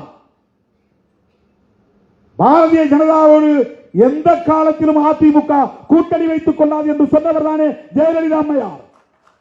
எங்களுக்கு ஞாபகம் இருக்கிறது, உங்களுக்கு ஞாபகம் இல்லையா? எடப்பாடி அவர்களை பார்த்து நான் கேட்கிறேன், அம்மையார் ஜெயலலிதா சொன்னாரா, சொல்லவில்லையா? மோடியா லேடியா மோதி பார்க்கலாம் வா என்று அழைத்தவர் தானே ஜெயலலிதா அம்மையார். ஒரு காலத்தில் நாங்கள் நம்பி ஏமாந்து விட்டோம், இனி எந்த காலத்திலும் பாஜகவை நம்ப மாட்டோம், பாஜகவோடு எந்த காலத்திலும் அதிமுக கூட்டணி வைத்துக் கொள்ளாது என்று சொன்னாரா, சொல்லவில்லையா? எந்த அடிப்படையில் பாஜகவோடு நீங்கள் கூட்டணி வைக்கிறீர்கள்? என்ன அச்சுறுத்தல்? ஜனநாயகம் படத்துக்கு தடை, அதற்கும் திமுக தான் காரணம் என்கிறார்கள். என்ன வேடிக்கை! அவர் இங்கே ஆட்சியை பிடிக்கப் போவதாக ஆட்டம் போடுகிறார். பிஜேபியை எதிர்த்து ஏன் அறிக்கை விட வேண்டியதுதானே? சென்சார் போர்டை யார் கட்டுப்படுத்துவது? நீதிமன்றத்திலே உமக்கு எதிராக வழக்கு தீர்ப்பை தருவது யார்? அதற்கும் திமுக அரசுக்கும் என்ன சம்பந்தம்? ஏன் பிஜேபியை எதிர்க்க முடியவில்லை? ஏன் மோடியை எதிர்க்க முடியவில்லை? இன்னும் தேர்தலுக்கே நீங்கள் வரவில்லை, அதற்குள்ளேயே இவ்வளவு பயந்தால் எப்படி எதிர்காலத்தில் நீங்கள் அரசியல் செய்ய போகிறீர்கள்? யாரை கண்டு அஞ்சுகிறீர்கள்? எதற்காக அஞ்சுகிறீர்கள்? இந்த துணிச்சல் இல்லை. இந்தியாவிலேயே இன்றைக்கு 2 மாநிலம் தான், தமிழ்நாடும் கேரளாவும் தான் மோடி எதிர்ப்பில், பாஜக எதிர்ப்பில், RSS எதிர்ப்பில் இன்றைக்கு உடும்பு பிடியாக இருக்கிற மாநிலங்கள். கர்நாடகாவும் மேற்கு வங்கத்தில் கூட மாறி மாறி வரும், தெலுங்கானாவில் கூட மாறி மாறி வரலாம். எனக்கு தெரிஞ்ச 2001 எவ்வளவோ முயற்சியை மேற்கொண்டு வருகிறார்கள். நீங்க பிஜேபியோடு கூட்டணி வைக்கலையா? அப்பெல்லாம் பிஜேபி யாருக்குமே தெரியாது. தமிழ்நாட்டில் திமுக கூட்டணியில் பிஜேபி இருந்துதான் கூட பல பேருக்கு தெரியாது. அப்படி ஒரு கட்சி. அவங்க ஓட்டு போட்டு நான் எம்எல்ஏ ஆனா, அன்னைக்கு திமுக காரங்களே எனக்கு ஓட்டு போடல. நான் மங்களூர் தொகுதியில் ஜெயிக்கும் போது நான் போய் கலைஞர்கிட்டே சொன்னேன். அன்னைக்கு போய் கலைஞர்கிட்ட நான் சொன்னேன், உண்மையை சொல்றேன், கலைஞர்கிட்டே போய் சொன்னேன், எனக்கு தெரிஞ்சு உங்க கட்சிக்காரங்க உதயசூரியன் சின்னம் எழுதாதது இந்த தேர்தலாக தான் இருக்கும்னு நினைக்கிறேன். மங்களூர் தொகுதியில் ஒரு இடத்து கூட என் பேரையும் எழுதல, உதயசூரியன் சின்னத்தையும் வரையில. கடைசி 5 நாளில் நான் மதுரையிலிருந்து ஒரு 50 பேரை இறக்கி நானே சூரியனை எல்லா வீட்லையும் வரைஞ்சி போட்டேன். வெறும் 2000 ஓட்டில் ஜெயிச்சேன். அந்த பதவி எனக்கு வேணான்னு 2.5 வருஷத்தில் தூக்கி எறிஞ்சிட்டு வெளியே வந்தேன். அது அதனால கலைஞருக்கு கடுமையான வருத்தம். பல வருஷம் கழிச்சு ரவிக்குமார் செல்வம் தான், செல்வ பெருந்தகை, அவருக்கு நான் போய் சொல்லியிருக்கிறேன், அப்போ உங்க தலைவர் செஞ்சது சரியில்லை, என்கிட்ட ஒரு வார்த்தை கூட சொல்லலை, ரிசைன் பண்ணிட்டு போயிட்டாரு, எனக்கு அது பெரிய வலி வருத்தம் அப்படின்னு சொல்லியிருக்கிறார். திமுகவே எனக்கு ஓட்டு போடும் போது பிஜேபிக்கு மங்களூர் தொகுதியில் ஒரு ஆள் கூட கிடையாது. அங்க அந்த இப்படி ஒரு கட்சி இருக்கிறதே 2001 யாருக்கும் தெரியாது. ஆனா அப்பவே நான் சொன்னேன், என்ன சொன்னேன்னா, திமுக கூட்டணியில் சேருவீங்களான்னு பத்திரிகையாளர்கள் கேட்டப்ப நான் சொன்னேன், அந்த கூட்டணியில் அப்ப நான் சொன்னேன் 2001 நாங்கள் 99 தான் தேர்தல் அரசியலுக்கு வரோம். 2001 சொன்னது திருமாவளவன். இன்னைக்கு நான் சொல்றேன், அந்த கூட்டணியில் பிஜேபி இருக்கு, அதனால எனக்கு அந்த கூட்டணியில் சேர விருப்பம் இல்லைன்னு சொன்னேன். கலைஞர் கேட்டிருக்காங்க, கலைஞர் பத்திரிகையாளர்கிட்ட சொல்றாரு, திருமாவளவன் எங்களோட தானே கூட்டணி வச்சுக்க போறாரு, பிஜேபியோட வச்சுக்க போறாரு, அவங்க ஒரு கட்சி, அவங்க எங்கேயோ ஒரு மூலையில் உட்கார போறாங்க, திருமாவளவன் எங்களோட வரலாம், தாராளமா வரட்டும், அவர் வந்தா நாங்கள் வரவேற்க தயாராக இருக்கிறோம் அப்படின்னு சொன்னார். அன்னைக்கே திருமாவளவன் சொன்ன வார்த்தை, பிஜேபி இருக்கிற அணியில் திருமாவளவன் இருக்க மாட்டான் என்று சொன்னேன். அன்னைக்கு எங்களுக்கு அரசியல் புதுசு. அதன் பிறகு ஒரு உறுதியான முடிவை நாங்கள் எடுக்கிறோம். அதுக்கு பிறகு நாங்கள் அவங்ககிட்ட போயிட்டு அன்னைக்கு தான் இருந்துட்டோம், இன்னைக்கு நாங்கள் உங்களோட சேர்ந்துட்டு வரோம், எங்களுக்கு எப்படியாவது 4 சீட்டு கிடைச்சா போதும், 2 சீட்டு கிடைச்சா போதும், அல்லது நான் மட்டும் எம்எல்ஏ ஆனா போதும் அப்படின்னு நான் போய் பல்ல இழுக்கல. அப்படி போய் யார்கிட்ட நிக்கல. பிஜேபியை எதிர்க்காமல், இந்திய தேசியத்தை எதிர்க்காமல், மோடியை எதிர்க்காமல் ஒருவன் தமிழ் தேசியம் பேசுகிறான் என்றால் அது போலி தமிழ் தேசியம். இந்திய தேசியத்தை எதிர்ப்பதுதான் இன்றைக்கு இந்த கால பொருத்தத்தில் இந்திய தேசியம் என்பது பாஜக முன்வைக்கக்கூடிய இந்து தேசியவாதம். காந்தி வைத்தது நாட்டின தேசியவாதம், இந்தியன் என்கிற தேசியவாதம், இந்தியன் நேஷனலிசம். அம்பேத்கர் பெரியாரும் வைத்தது சமத்துவ தேசியவாதம். பிஜேபி வைப்பது இந்துத்துவா நேஷனலிசம். இந்துயிசம் வேற, இந்துத்துவா வேற. அதுல நீங்க ஒரு தெளிவுக்கு வரணும். இந்துயிசம்ங்கிறது சாதாரண ஒரு இந்துவின் நம்பிக்கையை பொறுத்தது, நம்பிக்கையோடு தொடர்புடையது. இப்போ எங்க அம்மா ஒரு இந்து கடவுள் மீது நம்பிக்கை வைக்குது, எல்லா கோயிலுக்கும் போகுது, எப்படியாவது என் பிள்ளைக்கு நல்ல புத்தி கொடு, அவன் சீக்கிரம் ஒரு கல்யாணம் பண்ணட்டும் அப்படின்னு 21 முறை சமயபுரம் கோயிலுக்கு ஆத்தாளுக்கு போய் சாமி கும்பிட்டுச்சு. அதுக்கு ஒரு நம்பிக்கை அது. அப்புறம் யாரோ சொன்னாங்க இன்னும் காளஹஸ்திக்கு போச்சு, அந்த கோயிலுக்கு போயிட்டு வந்தா கல்யாணம் நடந்துருன்னு. அப்புறம் திருக்கடையூருக்கு போனா கல்யாணம் நடக்கும்னு யாரோ சொன்னாங்க, அங்க போறாங்க. அப்புறம் சூரியனார் கோயிலில் போங்க, அங்க கட்டாயமா திருமணம் நடக்கும் உங்க பிள்ளைக்கு போனா. இது இந்துயிசம், அந்த நம்பிக்கை அது ஹிந்துயிசம். இந்துக்களின் நம்பிக்கையோடு தொடர்புடையது இந்துயிசம். பிஜேபி பேசுவது இந்துயிசம் அல்ல, இந்துத்துவா. இந்து மக்களின் உணர்வுகளை அரசியல் ஆதாயத்திற்கு பயன்படுத்திக் கொள்ளுகிற அரசியல் நடவடிக்கை இந்துத்துவா. இந்துத்துவா என்றால் முஸ்லீம் வெறுப்பு, இந்துத்துவா என்றால் மசூதி இடிப்பு, இந்துத்துவா என்றால் கிறிஸ்தவ வெறுப்பு, இந்துத்துவா என்றால் இந்தியாவுக்கு புதிய அரசை, மதசார்புள்ள அரசை உருவாக்குவது. இந்துத்துவா என்றால் இந்தியாவின் பெயரை இந்துஸ்தான் அல்லது இந்து ராஷ்டிரா என்று மாற்றுவது. இந்துத்துவா என்றால் அம்பேத்கர் எழுதிய அரசியலமைப்பு சட்டத்தை தூக்கி எறிந்துவிட்டு புதிய மனுஸ்மிருதியை புதிய அரசியல் சட்டமாக ஆக்குவது. இந்துத்துவா என்றால் கோல்வாக்கரின் கனவை நனவாக்குவது. இந்துத்துவா என்றால் ஹெட்காவரின் அரசியலை மக்களிடத்தில் பரப்புவது. இந்துத்துவா என்றால் காந்தியை கொன்ற நாத்துராம் கோட்சேவை தேசபக்தன் என்று கொண்டாடுவது. இதுதான் இந்துத்துவா. நாங்கள் எதிர்ப்பது இந்துத்துவாவை. சாதாரண இந்து மக்களின் நம்பிக்கையை நாங்கள் விமர்சிக்கவில்லை. பெரியார் மாதிரி எங்களால் அவ்வளவு துணிச்சலா பேச முடியாது. அவருக்கு எந்த எதிர்பார்ப்பும் இல்லை. எங்களுக்கு அரசியல் ரீதியாக மக்களை அமைப்பாக்க வேண்டிய தேவை இருப்பதாக நாங்கள் களமாடுகிறோம். அவருக்கு அரசியல் ரீதியான தேவை இல்லை. நாம் போடுற விதை விருட்சமாக வளரும் என்ற நம்பிக்கை அவருக்கு இருந்தது. அவர் இந்த அரசியலை பேசும்போது இப்படியெல்லாம் இயக்கங்கள் உருவாகும் என்று அவர் ஒருபோதும் கற்பனை செய்திருக்க வாய்ப்பில்லை. அண்ணா உருவாவார், திராவிட முன்னேற்ற கழகம் உருவாகும், அதை ஒட்டி அதிமுக என்று இயக்கம் பல்கி பெருகும், அதே வரிசையில் திருமாவளவன் போன்றவர்கள் வருவார்கள் என்றெல்லாம் பெரியார் எண்ணி பார்த்திருக்க வாய்ப்பில்லை. அவர் போட்ட கருத்தியல் விதை இன்றைக்கு இவ்வளவு பெரிய அரசியலாக இன்றைக்கு உருவெடுத்திருக்கிறது, பல்கி பெருகி இருக்கிறது. ஆகவே தேசியவாதம் என்பதில் பல அணுகுமுறை இருக்கிறது, பல பார்வை இருக்கிறது. இவர்கள் பேசுகிற மொழி வழி தேசியம் இது. பிஜேபி பேசுவது மதவழி தேசியம், காந்தி பேசியது நாட்டின வழி தேசியம், அம்பேத்கரும் பெரியாரும் பேசியது கோட்பாட்டு வழி தேசியம். கோட்பாட்டு வழி தேசியம். தேசியவாதத்தில் இத்தனை வகை இருக்கு. தேசியவாதமே கூடாது என்று சொன்னவர் பெரியார். எனக்கு தேசம், அப்புறம் தேசியம், தேசியவாதம் இதெல்லாம் எனக்கு உடன்பாடு இல்லைங்கிறார். எவ்வளவு பெரிய அரசியல் ஞானி தந்தை பெரியார். நினைத்து பார்க்கிற போது நமக்கு வியப்பாக இருக்கிறது. இப்ப பிரபாகரன் பேசியது என்ன? வெறும் மொழி அடிப்படையிலான தேசியவாதம் இல்லை. அவர் தனிநாடு என்கிற முதன்மையான கோரிக்கையை வைத்து முன்மொழிந்த ஒரு தேசியவாதம். நீ பேசுற தமிழ் தேசியவாதத்தில் தனி தமிழ்நாடு உண்டா? தனி தமிழ்நாடுங்கிற வார்த்தையை நீ பேசலன்னா நீ பேசுறது 100 விழுக்காடு போலி தமிழ் தேசியம். தமிழரசன் பேசியது தமிழ் தேசியம். ஏனென்றால் தமிழரசன் தனி தமிழ்நாடு கோரிக்கை வைத்தார். உன்னோட எவனோட என்னால சேர முடியாது, நீ வச்சிருக்கிற கான்ஸ்டிடியூஷன் வேண்டாம், உன்னுடைய பார்லிமெண்டரி டெமோக்ரசி எனக்கு வேண்டாம். இந்தியா என்கிற தேசத்தோடு நான் சேர மாட்டேன். வடக்கே இருக்கிற உனக்கு எனக்கு எந்த சம்பந்தமும் இல்லை.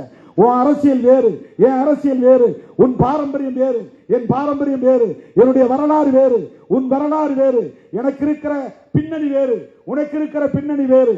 உன்னோடு என்னால் சேர்ந்து வாழ முடியாது. எனவே எங்கள் நாட்டை தனி நாடாக நாங்கள் பிரித்தெடுப்போம். அதுதான் தமிழரசன் முன்மொழிந்த தமிழ் தேசியம். அண்ணன் பிரபாகரன் பேசிய தமிழ் தேசியம் என்பதும் தனி ஈழம் என்பதுதான். சிங்களவனுக்கு எங்களுக்கு ஒருபோதும் ஒத்து போகாது. வரலாறு வேறு, என் வரலாறு வேறு. உன்னுடைய பாரம்பரியம் வேறு, என்னுடைய பாரம்பரியம் வேறு. ஒட்டுமொத்த இலங்கையை கட்டி ஆண்ட தமிழ் இனம் எங்கள் இனம். இன்றைக்கு நாங்கள் வடக்கு கிழக்கு பகுதிகளில் சுருங்கி கிடக்கிறோம். எங்களை நீ ஆளம் கூடாது. பிரிட்டிஷார் உன் கையில் அதிகாரத்தை கொடுத்து விட்டு போய்விட்டான். நாங்கள் தனியே ஆண்ட இனம், நீங்கள் தனியே ஆண்ட இனம். உன் கீழே நான் ஏன் அடிமையாக உழல வேண்டும்? எனவே எங்களுக்கு தனி நாடு தேவை. அதிலே மொழி, இனம் என்பதையெல்லாம் தாண்டி கலாச்சாரம், எங்களுக்கான சாதியற்ற சனாதன தர்மமற்ற ஒரு பண்பாடு உண்டு என்கிற அடிப்படையிலான கோரிக்கை. அதுதான் தமிழீழ தேசியவாதம். வெறும் தமிழன் என்கிற அடிப்படையிலே அவர் வேண்டவில்லை. நீ பேசுகிற தமிழ் தேசியம் எப்படிப்பட்டது? நாங்க தமிழ் தேசியம் பேசுறோம். தமிழ்நாட்டில் நாங்கள் தமிழ் தேசியம் பேசுறோம். எங்களுக்கு தனி தமிழ்நாடு உருவானால் மகிழ்ச்சி. ஆனால் நாங்கள் இந்த கோரிக்கையை முன்வைக்கவில்லை. எங்களை பொறுத்தவரையில் இந்திய அளவில் சாதியை ஒழிக்க வேண்டுமானால் இந்திய அளவில் ஒரு ஐக்கியம் தேவை.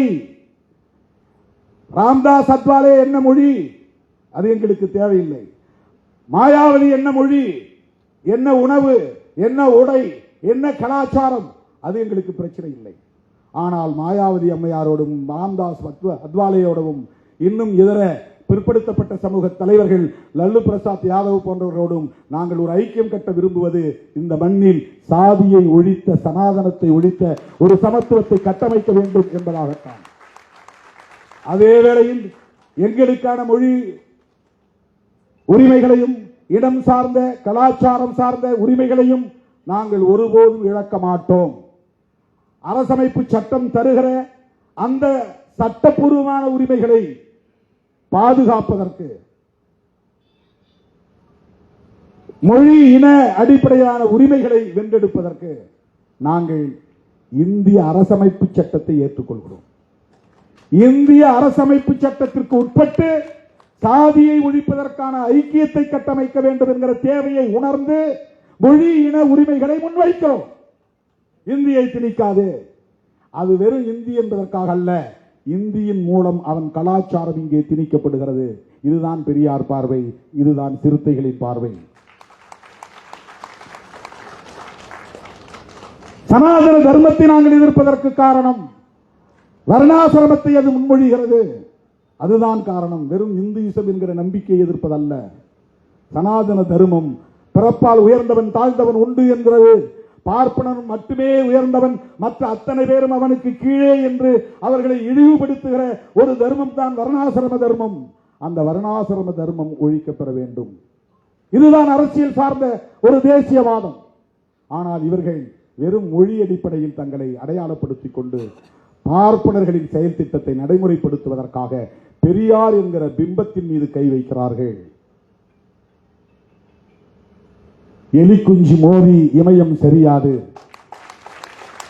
தோழர்களே, இந்த எலி குஞ்சுகள் இமயத்தோடு மோதுகின்றன என்று நாம் ஒருபோதும் கவலைப்பட தேவையில்லை. பெரியார் உலகம் வியக்கத்தக்க வகையில் உருவெடுத்து நிற்கிறார், விஸ்வரூபம் எடுத்து நிற்கிறார். பெரியார் என்கிற தனி மனிதர் அல்ல, பெரியாரின் சிந்தனைகள், சமத்துவ சிந்தனைகள், சனாதன ஒழிப்பு சிந்தனைகள், அதுதான் பெரியார். அதுக்கு வடமொழியில மகாத்மான் தான் பேர், வேற ஒண்ணும் இல்லை. வடமொழியில மகாத்மான்னா தமிழ்ல பெரியார்னு அர்த்தம். மகான்னா பெரிய, ஆத்மான்னா ஆளுன்னு அர்த்தம், பெரிய ஆளு. அது தமிழ்ல இரு விகுதி மாறி பெரியார்னு, அவ்வளவுதான். பெரியார் வடமொழியில மகாத்மா, இவர் ஒரு மாமனிதர் என்று பொருள். அதை இன்னும் தமிழ் படுத்தினா மாமனிதர். மாமனிதர் ஏன் சொல்றோம்னா மகத்தான கொள்கை கோட்பாடுகளை உயர்த்தி பிடித்தவர். அவரை அந்த காலத்திலிருந்து எதிர்த்து கொண்டிருக்கிறார்கள், தொடர்ந்து எதிர்த்து கொண்டிருக்கிறார்கள். எவ்வளவோ முயற்சித்து பார்த்தார்கள். பெரியார் 94 வயது வரையிலும் கடவுள் இல்லைன்னு சொல்லிட்டு வாழ்ந்தார். கடவுளே கடவுளே கடவுளேன்னு சொன்னவன் 30 வயசுல போனான், 40 வயசுல போனான்.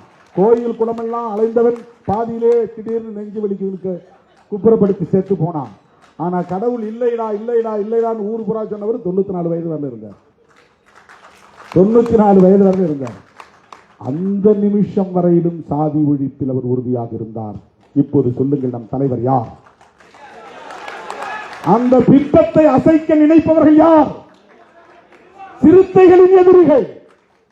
அவங்க திக எதிரிகள் கிடையாது, திமுக எதிரிகள் கிடையாது. இன்னைக்கு நான் பிரகடனப்படுத்துகிறேன், பெரியாரை எதிர்க்கிறவன் சிறுத்தைகளின் எதிரி. பெரியார் பிம்பத்தை அசைக்க நினைக்கிறவர்கள் சிறுத்தைகளின் எதிரிகள்.